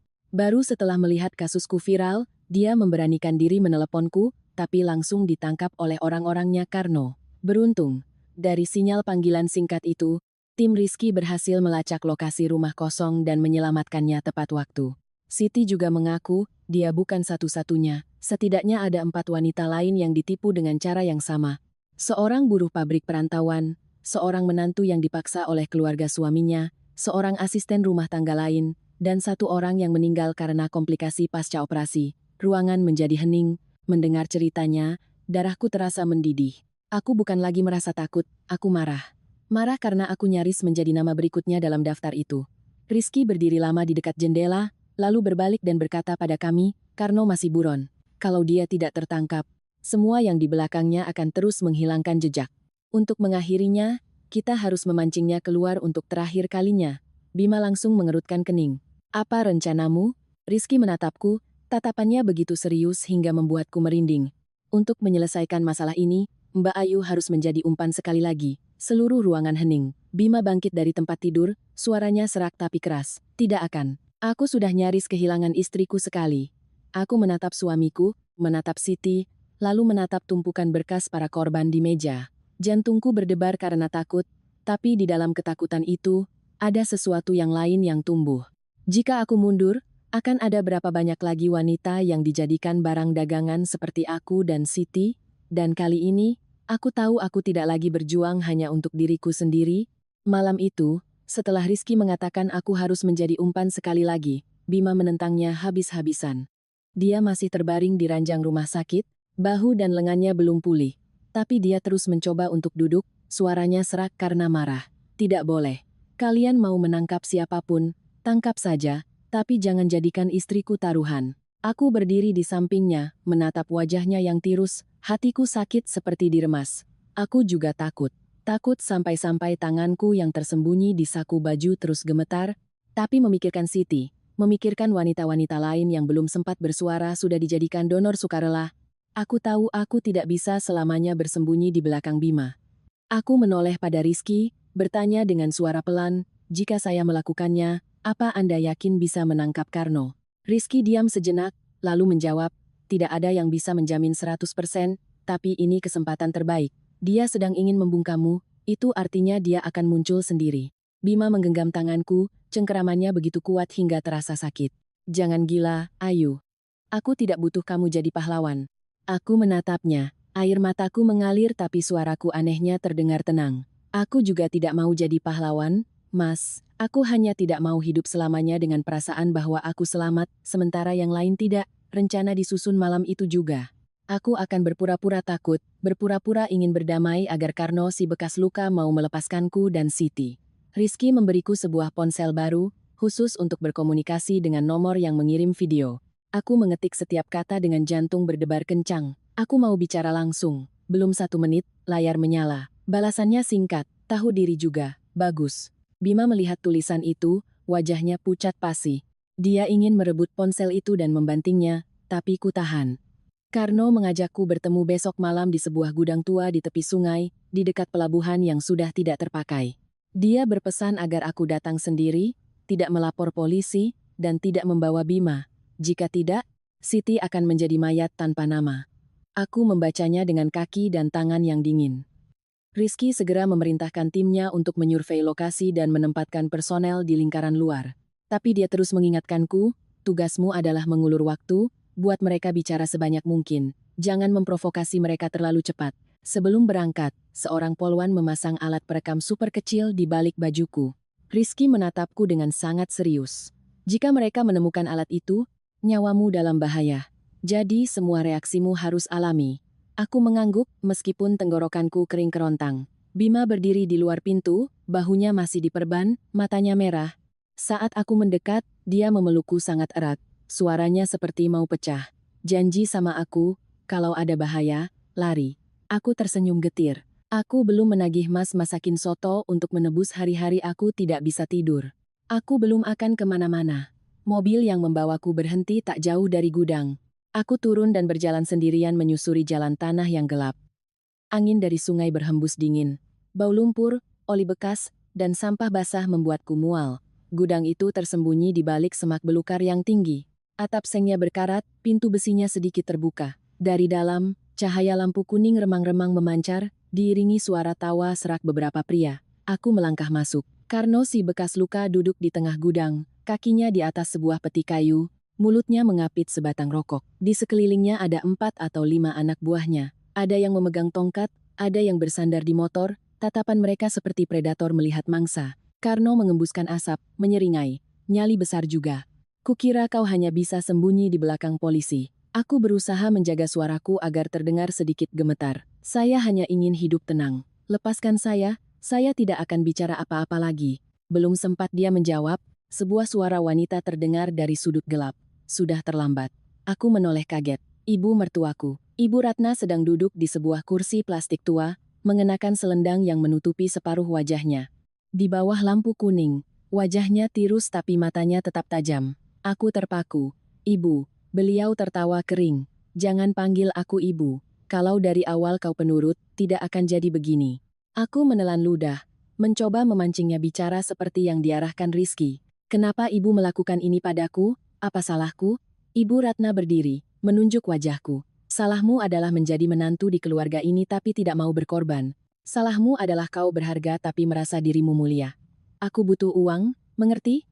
Karena kau berharga. Karena aku butuh uang. Setiap kata yang diteriakannya seolah merobek lapisan topeng terakhir dari wajahnya. Dari belakang, Dewi melangkah keluar. Rambutnya acak-acakan, matanya menghitam, tidak ada lagi penampilan glamor seperti biasanya. Begitu melihatku, dia menerjang hendak menjambakku tapi ditahan oleh salah satu pria. Dia berteriak, perempuan ini yang membuat kita semua hancur, bunuh dia, kalau dia masih hidup, kita semua yang mati. Suasana di gudang menjadi tegang. Karno mematikan rokoknya, mengeluarkan sebilah pisau dari pinggangnya, tatapannya menggelap, dasar perempuan merepotkan. Harusnya dari awal kau kuhabisi.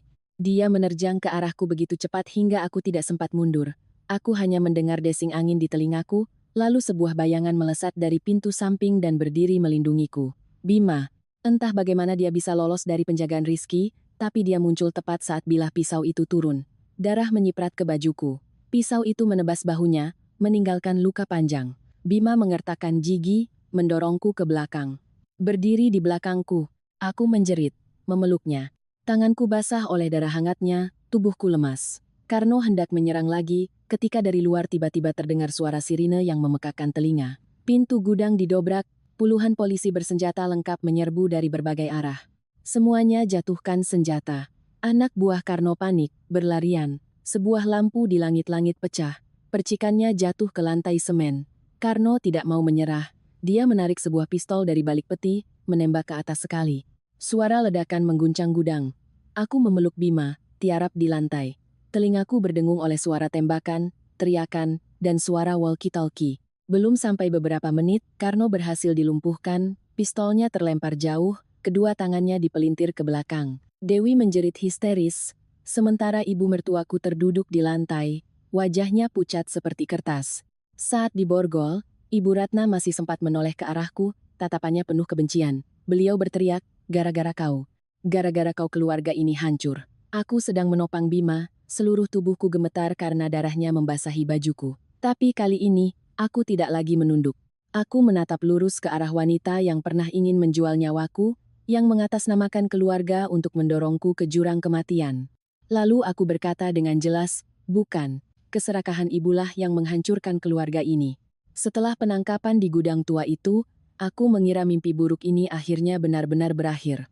Karno si bekas luka diborgol, Dewi digiring pergi sambil menjerit histeris, dan ibu mertuaku terduduk di lantai semen seperti orang linglung. Banyak dokter, perawat, dan perantara lain yang terkait juga ditahan malam itu. Berita meledak di mana-mana.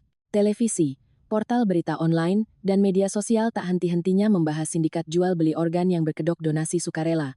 Bima harus menerima beberapa jahitan di bahunya. Lukanya tidak fatal, tapi melihat bajunya yang basah oleh darah, aku masih gemetar sampai keesokan harinya. Dia terbaring di ranjang rumah sakit, wajahnya pucat. Tapi dia masih mencoba menenangkanku. Aku tidak apa-apa, jangan menangis lagi, nanti jelek. Aku kesal sekaligus kasihan, memukul lengannya pelan. Masih bisa bercanda juga. Dia tersenyum lelah, tapi tangannya masih menggenggam tanganku. Beberapa hari kemudian, aku mulai percaya bahwa aku telah menang. Aku pikir, setelah memberikan keterangan tambahan kepada polisi, semuanya akan selesai, dan tinggal menunggu hari persidangan. Tapi tepat saat aku baru bisa sedikit bernapas lega, Rizky menelepon, meminta aku dan Bima datang ke kantor polisi. Suaranya di telepon sangat berbeda, tidak lagi tegas seperti biasa, melainkan berat seolah menahan sesuatu. Dia hanya berkata, ada sesuatu yang perlu kalian ketahui. Tolong siapkan mental, kalimat itu membuat punggungku merinding. Aku dan Bima saling berpandangan. Meskipun lukanya belum sembuh, dia bersikeras menemaniku. Dalam perjalanan, dia tidak banyak bicara, hanya meletakkan tangannya di atas lututku, meremasnya pelan seolah mengingatkan bahwa apapun yang terjadi, aku tidak sendirian. Rizky menyambut kami di sebuah ruangan kerja kecil. Di atas meja sudah ada sebuah map tua. Sampulnya berwarna kusam dan ujungnya usang. Dia tidak langsung memberikannya, melainkan menatap Bima, lalu aku, dengan ragu, aku mencoba tenang. Ada apa lagi, Rizky? Katakan saja. Aku sudah bisa bertahan sampai sejauh ini. Rizky menghela napas, lalu mendorong map itu ke arahku. Ini daftar kasus donasi sukarela dalam 6 tahun terakhir yang terkait dengan kelompok Karno. Kami baru berhasil memulihkan sebagian data dari ponsel yang disita di gudang. Aku membuka halaman pertama. Nama-nama wanita berderet, lengkap dengan tanggal, golongan darah, kondisi kesehatan, dan rumah sakit tempat mereka dirawat. Lebih dari 20 orang, lebih dari 20 kehidupan yang tercatat dalam beberapa baris kalimat dingin. Aku membuka lembar demi lembar dengan tangan gemetar. Di salah satu halaman menjelang akhir, mataku terhenti. Sebuah nama di tengah halaman terasa seperti pisau yang menusuk jantungku, Dian Prameswari. Aku tidak mengenalnya, tapi aku tahu nama itu. Dia adalah mantan kekasih Bima, seseorang yang pernah muncul dalam cerita masa lalunya yang hanya ia sebutkan sekilas. Aku menoleh pada suamiku, wajah Bima pucat pasi.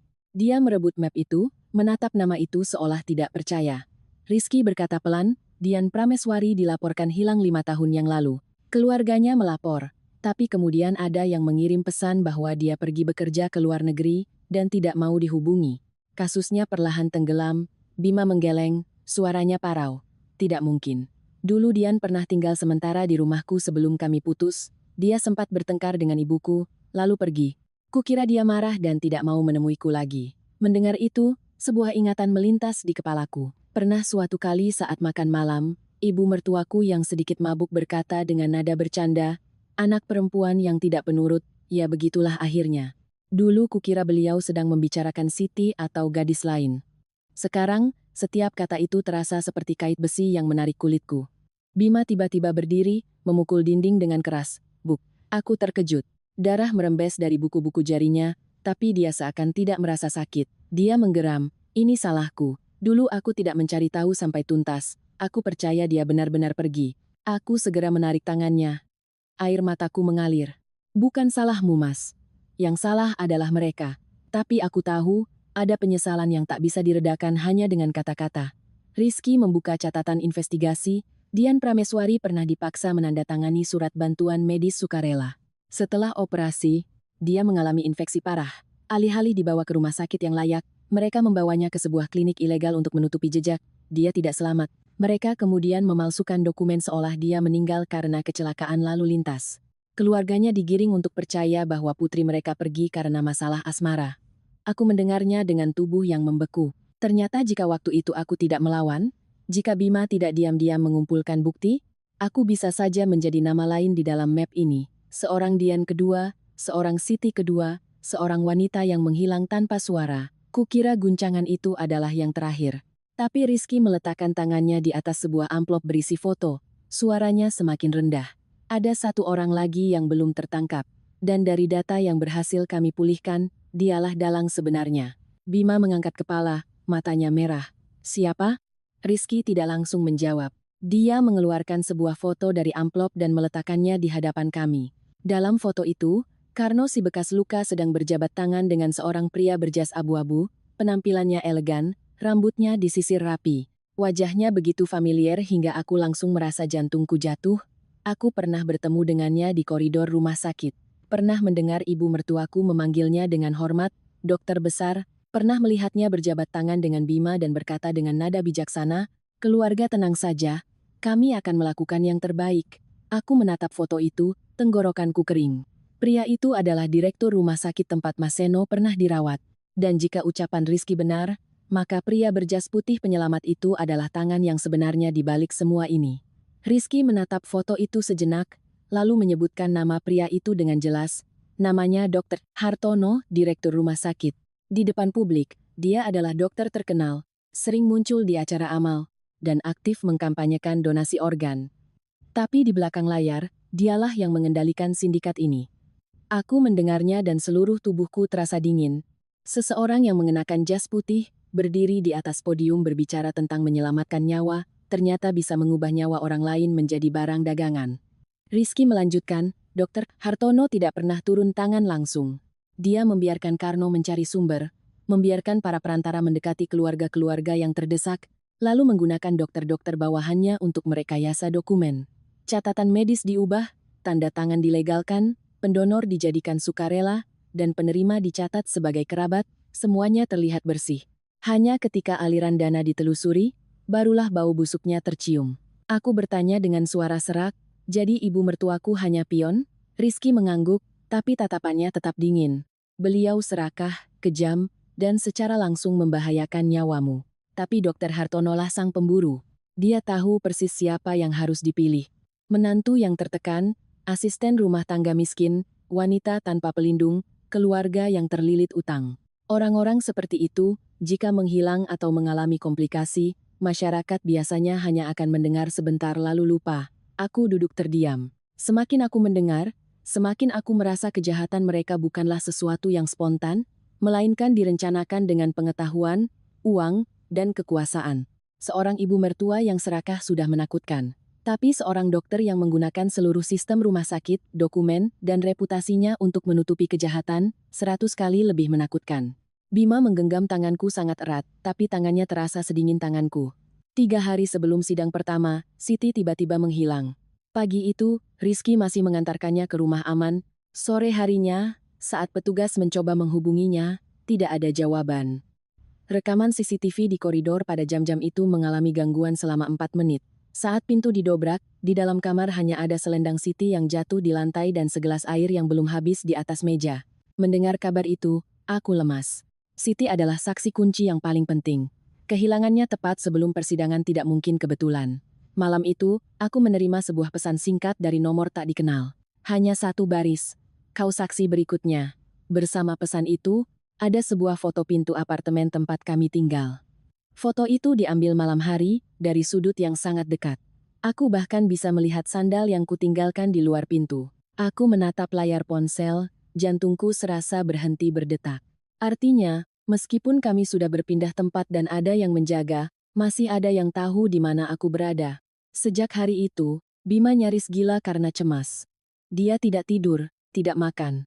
Dia terus mondar-mandir di dalam rumah seperti binatang yang terkurung. Meskipun bahunya masih sakit, dia memeriksa pintu setiap jam. Di sakunya selalu ada pisau lipat kecil. Melihatnya, aku kasihan sekaligus takut. Aku berkata pelan, "Mas, jangan sampai sakit." Dia menatapku, matanya merah. "Kalau aku lengah sedetik saja, mereka akan merebutmu dariku." Malam itu, sekitar pukul 2 pagi, aku terbangun karena mendengar suara pelan di balkon. Awalnya kukira hanya angin, tapi kemudian aku melihat sebuah bayangan hitam turun dari lantai atas, menempel di pagar balkon seperti cicak raksasa. Di tangannya ada sebuah jeriken, berisi cairan yang berbau bensin menyengat, mulai merembes masuk melalui celah pintu. Belum sempat aku berteriak, Bima sudah menerjang keluar. Dia membuka pintu balkon, mencengkeram leher pria itu tepat saat dia hendak menyiramkan bensin ke tirai. Keduanya bergulat di balkon lantai 5. Aku menjerit, "Mas, masuk." Tapi pria itu sangat kuat dan nekat. Satu tangannya masih memegang jeriken, tangan lainnya mengeluarkan pemantik api. Bima menangkap pergelangan tangannya, menekan kuat ke pagar balkon. Jeriken itu jatuh, cairannya tumpah, baunya semakin menyengat. Sambil berkelahi, pria itu tertawa sinis. "Kau pikir menangkap beberapa ikan teri sudah selesai?" Dokter Hartono tidak pernah kalah. Kalimat itu membuatku merinding. Dia datang bukan hanya untuk membakar, tapi untuk mengirimkan peringatan. Beruntung, tim keamanan dan polisi yang ditempatkan di dekat situ segera datang. Pria itu berhasil dilumpuhkan di balkon, pemantik apinya jatuh ke lantai, nyaris mengenai tumpahan bensin. Aku terduduk lemas, kakiku tidak bertenaga. Bima juga terengah-engah, bahunya kembali berdarah karena lukanya sobek, tapi drama belum berakhir. Saat digiring ke bawah, pria itu tiba-tiba menggigit sesuatu yang tersembunyi di giginya. Belum beberapa menit, dia kejang-kejang, mulutnya berbusa, dan meninggal dalam perjalanan ke rumah sakit. Kematian itu membuat kasus ini menjadi semakin serius. Media mulai menyebutnya sebagai sindikat pemburu organ terbesar dalam beberapa tahun terakhir. Masyarakat gempar, bukan hanya karena jual beli organ, tapi karena pelakunya melibatkan dokter ternama. Dokter Hartono belum ditangkap, tapi namanya mulai sering muncul dalam berkas penyelidikan. Tengah malam itu, setelah semua orang pergi, aku terbangun dan tidak melihat Bima di sampingku. Aku menemukannya duduk sendirian di balkon, di tempat yang beberapa jam lalu nyaris terbakar. Dia menunduk, kedua tangannya menutupi wajah, bahunya sedikit bergetar. Aku belum pernah melihat suamiku menangis seperti itu. Aku duduk di sampingnya. Cukup lama kemudian, barulah dia berkata dengan suara pecah, "Aku takut kali ini aku tidak bisa melindungimu lagi." Mendengar itu, air mataku langsung jatuh. Seorang pria yang telah melawan seluruh keluarganya, yang telah menahan pisau dan suntikan, yang menerjang api demi menjagaku, akhirnya sampai pada batas kekuatannya. Aku memeluknya, berbisik, kalau begitu, kali ini kita saling melindungi, aku tidak akan membiarkan Mas sendirian lagi. Hari persidangan jatuh pada pagi yang mendung. Langit tidak hujan, tapi awan kelabu menggantung di atas gedung pengadilan, membuat suasana semakin berat. Dari jauh, aku sudah melihat gerbang pengadilan dipenuhi wartawan dan warga. Suara bisik-bisik dan kilatan kamera terdengar tanpa henti. Seseorang berkata pelan, tapi aku masih bisa mendengarnya. Itu dia, menantu yang nyaris dijual ginjalnya. Satu kalimat itu membuat kakiku lemas. Bima menggenggam tanganku erat. Lukanya belum sembuh, tapi dia tetap berjalan di sisiku. Dia berbisik, lihat lurus ke depan, ya, hari ini kita tidak menunduk di hadapan siapapun. Aku mengangguk, tapi saat lampu kilat terus menyala di depan wajahku, jantungku tetap berdebar kencang. Aku pikir aku sudah cukup kuat, tapi melangkah melewati gerbang pengadilan hari itu. Aku baru sadar ada luka tak terlihat yang masih bisa membuatmu gemetar sampai ke tulang. Di dalam ruang sidang, suasananya begitu berat. Barisan kursi penuh sesak, aku duduk di kursi untuk korban, di samping Bima. Siti duduk tak jauh dariku, kurus dalam kemeja longgar. Dia menatapku, mengangguk pelan seolah saling menguatkan. Saat para terdakwa dibawa masuk, ruangan menjadi riuh. Aku melihat Dewi lebih dulu, dia kurus, rambutnya yang dulu indah kini diikat seadanya. Mas Seno berjalan di belakangnya, menunduk dalam-dalam. Tapi yang membuatku terpaku adalah ibu mertuaku. Ibu Ratna begitu kurus dan tua hingga jika bertemu di jalan, mungkin aku tidak akan mengenalinya. Rambutnya memutih, pipinya tirus. Tapi begitu melihatku, beliau tiba-tiba melepaskan diri dari penjaga dan bersujud di tengah ruang sidang. Ruangan gempar. Beliau menangkupkan tangan ke arahku, menangis. Ayu, ibu mohon, tolong selamatkan ibu, nak. Ibu sudah tua. Ibu tidak mau mati di penjara. Bicaralah untuk ibu, nak. Bagaimanapun, ibu pernah jadi mertuamu. Aku membeku. Wanita yang pernah ingin mengambil ginjalku, yang pernah menghitung uang di atas nyawaku, kini bersujud di kakiku memohon pertolongan. Anehnya, aku tidak merasa puas. Aku hanya merasa dingin. Dingin karena manusia baru mengingat kebaikan saat mereka terpojok. Bima berdiri, suaranya serak. Jangan panggil istri saya nak lagi. Sejak hari ibu berniat menjualnya, ibu sudah membuang status itu. Ibu Ratna menatapnya, bibirnya gemetar. Tapi sebelum sempat bicara, tawa dingin terdengar dari kursi terdakwa. Dewi tertawa seperti orang gila. Dia menatap ibu mertuanya, suaranya melengking. Masih mau bersandiwara, Bu? Sampai titik ini pun masih mau menyalahkan saya? Ruangan hening. Ibu Ratna berbalik, membentak, diam kau. Kalau bukan karena kau dan si Karno, aku tidak akan begini. Dewi tertawa lebih keras, air matanya mengalir tapi matanya penuh kebencian. Ibu yang pertama kali mau menjualnya. Ibu bilang menantu bisa diganti, tapi rumah kalau hilang, ibu bisa mati. Ibu yang menyuruhku mencari Karno, ibu bilang asal harganya cocok, kerjakan cepat. Setiap kata Dewi seolah menampar wajah Ibu Ratna. Beliau terdiam. Tidak bisa berkata apa-apa. Aku duduk di sana, kedua tanganku terkepal erat. Ternyata sampai saat ini pun mereka tidak benar-benar menyesal. Mereka hanya saling serang untuk menyelamatkan diri. Saat giliran Mas Seno diperiksa, dia benar-benar hancur. Pria yang dulu berpura-pura sakit itu menangis seperti anak kecil. Saya hanya ingin punya uang untuk bayar utang. Saya tidak berpikir akan jadi sebesar ini. Mendengar itu, aku tertawa getir. Terlilit utang. Lalu berhak menjual nyawa orang lain? Rizky, sebagai saksi ahli, dengan dingin membeberkan semua bukti, video Mas Seno minum-minum saat seharusnya kritis, perjanjian pembagian uang, pesan tawar-menawar harga ginjalku, Mas Seno menunduk, tak bisa lagi membantah. Ibu mertuaku menangis, Dewi histeris, dan aku hanya merasa hampa. Lalu Siti dipanggil sebagai saksi, dia melangkah perlahan. Ruang sidang hening saat dia sedikit menyingkap bajunya, memperlihatkan bekas luka operasi yang panjang dan mengerikan di perutnya. Suaranya bergetar, tapi jelas. Saya dulu percaya mereka seperti keluarga. Saya pikir mereka membantu saya mendapatkan uang untuk biaya berobat ibu saya. Sampai akhirnya mereka mengambil separuh hidup saya dan membuang saya seperti sampah. Dia menangis. Banyak orang di ruang sidang ikut menyeka air mata. Aku memalingkan wajah, tapi air mataku tetap jatuh. Tepat saat suasana sedang hening, Dr. Hartono yang duduk di barisan terdakwa paling belakang tertawa sinis. Dia masih mengenakan kemeja putih, rambutnya rapi, sikapnya tenang mengerikan. Dia berkata, suaranya tidak bergetar. Kalian pikir menangkap saya sudah selesai? Di luar sana masih banyak yang seperti saya. Ada permintaan, ada penawaran. Orang kaya ingin hidup, orang miskin butuh uang. Saya hanya perantara.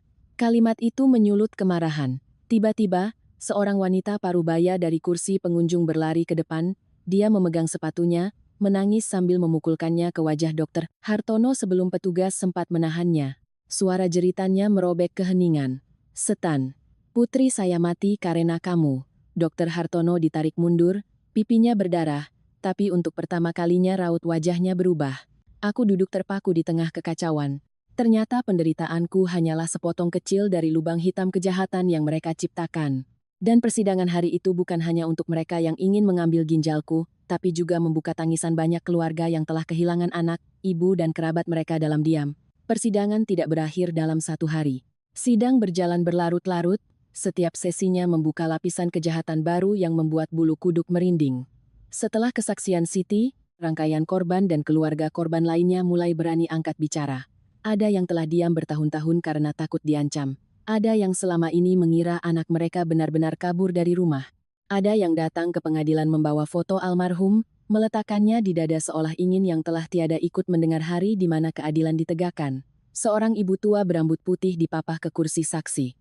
Ia mengenakan baju sederhana, kedua tangannya memeluk erat foto seorang gadis muda. Suaranya bergetar. "Putri saya pergi bekerja sebagai asisten rumah tangga, lalu menghilang. Saya mencarinya kemana-mana. Orang-orang bilang dia ikut laki-laki. Sekarang saya baru tahu, dia meninggal di meja operasi." Ruang sidang hening. Hanya terdengar isak tangis seorang ibu yang telah menanti dalam harapan hampa selama bertahun-tahun. Tekanan publik semakin besar.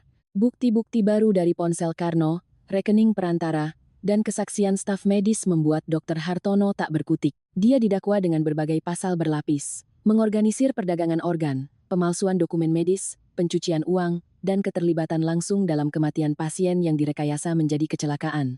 Pria yang pernah berdiri di atas podium seminar berbicara tentang etika kedokteran, kini harus menunduk di hadapan tumpukan berkas para korbannya. Ibu mertuaku benar-benar hancur. Tak ada lagi siaran langsung penuh air mata, tak ada lagi citra moral palsu. Di tahanan, beliau sering kehilangan kendali, membenturkan kepala ke dinding sambil bergumam, "Saya tidak sengaja, saya hanya ingin menyelamatkan keluarga, menyelamatkan rumah."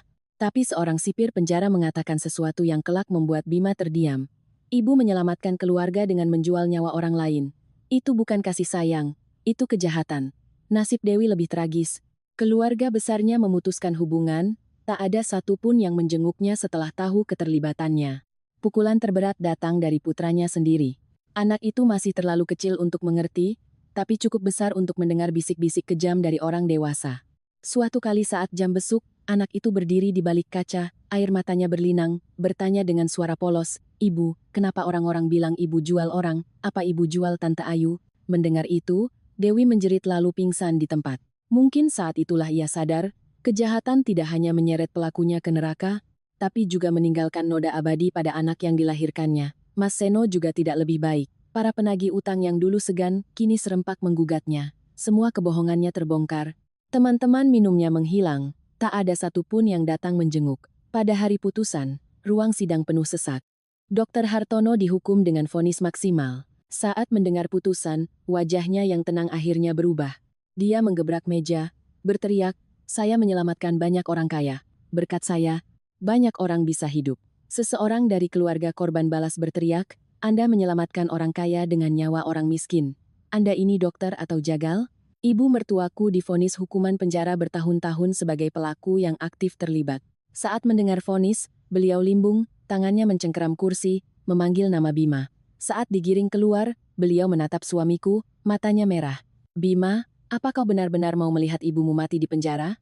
Ibu yang melahirkanmu?" Bima berdiri di sampingku, bibirnya gemetar. Aku merasakan tangannya yang dingin. Dia menangis, tapi akhirnya memalingkan wajah. Ada ikatan yang tak bisa dimaafkan hanya karena hubungan darah, terutama jika ikatan itu dibangun di atas nyawa orang lain. Sebelum digiring keluar, Ibu Ratna berhenti dan menatapku. Kali ini tatapannya tidak lagi penuh kebencian. Kosong, lelah, dan tua. Beliau berbisik, lebih pada dirinya sendiri daripada padaku. "Andai saja dulu aku memperlakukanmu dengan baik, mungkin tidak akan begini jadinya." Aku diam. Itulah pertama kalinya aku melihat penyesalan yang tulus darinya. Tapi penyesalan itu datang terlambat. Dewi digiring pergi dalam diam, seperti mayat hidup. Mas Seno jatuh bersimpuh, memohon keringanan hukuman, tapi tak ada lagi yang peduli. Karno dan para perantara lainnya menerima hukuman berat. Aset-aset mereka disita untuk membayar ganti rugi kepada para korban. Untuk pertama kalinya setelah berbulan-bulan, aku mendengar kata hukum dan merasa hatiku sedikit terangkat. Malam itu, saat kembali ke apartemen, aku tidak menemukan Bima di kamar. Aku mencarinya di ruang tamu. Dia duduk sendirian dalam gelap. Aku duduk di sampingnya. Cukup lama kemudian, barulah dia berkata dengan suara serak. Aku menang, Ayu. Tapi kenapa rasanya keluargaku sudah mati semua? Aku mendengarnya dan tenggorokanku tercekat. Aku tahu dia terluka. Sekejam apapun mereka pernah menjadi bagian dari hidupnya. Aku menggenggam tangannya, berbisik, bukan Mas yang membunuh keluarga kita. Mereka yang menghancurkannya sendiri saat menukar nyawa dengan uang. Bima menunduk, air matanya jatuh ke tanganku. Malam itu, aku hanya duduk di sampingnya dalam gelap, membiarkannya menangisi sebuah keluarga yang sebenarnya sudah lama hilang. Setelah persidangan, aku dan Bima pindah. Rumah lama kami dijual. Kami menyewa sebuah apartemen kecil di tempat lain. Tidak luas tapi punya balkon yang cerah. Saat akan pergi, aku berdiri lama di depan pintu rumah lama itu. Di sana pernah ada pagi di mana aku memasak soto untuk suamiku, pernah ada suara Bima memperbaiki kipas angin, dan juga pernah ada malam di mana aku gemetar ketakutan. Aku tidak menangis. Aku hanya menutup pintu itu dengan pelan, seolah menutup sebuah babak kehidupan yang tak ingin kuingat lagi. Tapi pergi bukan berarti sembuh. Untuk waktu yang lama, aku masih trauma. Setiap kali melewati rumah sakit atau melihat orang berjas putih, kakiku langsung lemas. Pernah di supermarket, mendengar suara roda troli, aku teringat suara ranjang rumah sakit hari itu, dan langsung terduduk di lantai. Bima tidak banyak bertanya. Dia hanya membantuku berdiri, membawaku keluar, membelikanku air hangat, dan duduk di sampingku sampai tanganku berhenti gemetar. Malam hari adalah saat terburuk. Aku sering bermimpi terbaring di meja operasi di bawah lampu yang menyilaukan. Aku ingin berteriak tapi suaraku hilang. Setiap kali, aku terbangun sambil menangis, punggungku basah oleh keringat. Bima biasanya sudah terbangun lebih dulu. Dia akan memelukku, menepuk punggungku dengan lembut. Aku di sini, kamu sudah di rumah. Tidak ada yang akan menyakitimu lagi. Dia mulai belajar memasak. Pria yang dulu hanya bisa memperbaiki barang elektronik, kini rajin di dapur setiap pagi. Dia memasak bubur, gulai ikan, sayur bening. Dia juga rutin mengantarku ke psikolog, menungguku berjam-jam tanpa mengeluh. Pernah sekali, saat aku keluar dari ruang konseling, aku melihatnya tertidur di kursi tunggu, tangannya masih memegang jaket untukku. Melihatnya, hatiku terasa hangat sekaligus sakit. Suatu pagi yang cerah, aku bertanya padanya, kalau hari itu Mas tidak tahu, bagaimana? Bima yang sedang menyiram pot kemangi terdiam lama. Lalu dia meletakkan gembornya, menatapku dengan mata sedih. Mungkin aku akan kehilanganmu selamanya.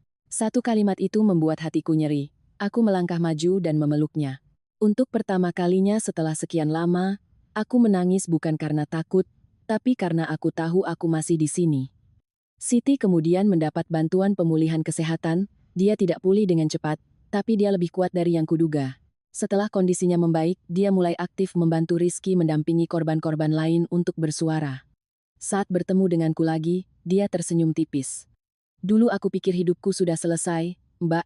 Ternyata selama masih hidup, kita masih bisa memulai lagi. Mendengar itu, mataku terasa panas. Rizky, setelah kasus ini, mendapat penghargaan. Tapi saat bertemu kami, dia hanya tersenyum. Saya tidak bisa menyelamatkan semuanya. Beruntung kali ini kita masih sempat. Ada kesedihan di matanya. Aku tahu, kemenangan dalam kasus seperti ini tidak pernah utuh, karena di balik vonis, selalu ada nama-nama yang tak akan pernah bisa kembali. Beberapa waktu kemudian, aku membuka sebuah warung makan kecil di dekat rumah sakit. Warungnya sederhana, hanya beberapa set meja kayu, papan namanya bertuliskan warung rumah. Aku memasak menu-menu biasa, ikan goreng, sayur asem, ayam bakar. Tapi aku selalu menyediakan porsi khusus untuk mereka yang kesulitan. Siapa yang kekurangan uang, aku beri diskon. Siapa yang benar-benar tidak punya uang, aku berikan gratis. Bima sering menggodaku, jualan begini untungnya cuma senyuman. Aku menjawab, tidak apa-apa. Ada senyuman yang lebih berharga dari uang. Suatu hari, seorang gadis muda masuk ke warung, duduk lama tanpa memesan, matanya merah. Aku membawakannya sepiring nasi dan duduk di sampingnya. Dia bercerita, Keluarganya memaksanya menjual sel telurnya untuk membayar utang kakaknya.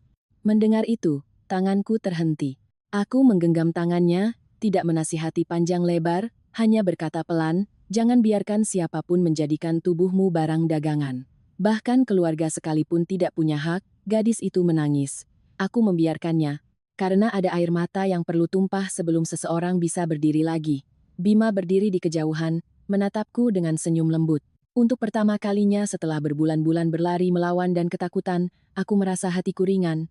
Bukan karena semua itu tidak pernah terjadi, tapi karena akhirnya aku bisa melewatinya tanpa merasa menjadi satu-satunya korban. Aku masih terluka, tapi luka itu mulai berubah menjadi belas kasih. Suatu hari, aku menerima surat dari penjara. Amplopnya kusam, tulisan tangannya bergetar. Pengirimnya Ibu Ratna. Aku memegang surat itu lama sebelum membukanya. Di dalamnya tidak ada pembelaan diri, tidak ada keluhan, tidak ada tuduhan, hanya ada satu kalimat singkat, "Ibu tahu sekarang semua sudah terlambat. Tapi jika ada kehidupan selanjutnya, Ibu memohon untuk menjadi orang yang lebih baik." Aku membacanya, hatiku tidak lagi dipenuhi amarah, tapi juga tidak bisa dibilang memaafkan. Ada dosa yang tak bisa terhapus hanya dengan seucap sesal. Aku hanya melipat surat itu, memasukkannya ke dalam laci, seolah meletakkan sebuah batu yang pernah memberatkan hatiku. Sore itu matahari keemasan menyinari teras warung. Aroma nasi hangat menguar, suara pelanggan memesan makanan, suara Bima membereskan meja.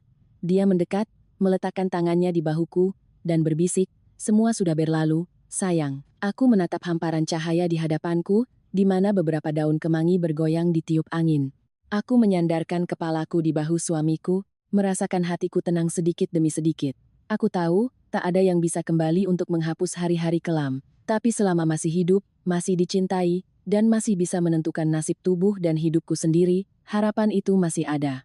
Aku berbisik pelan. "Iya, Mas. Akhirnya, aku bisa hidup sebagai manusia seutuhnya."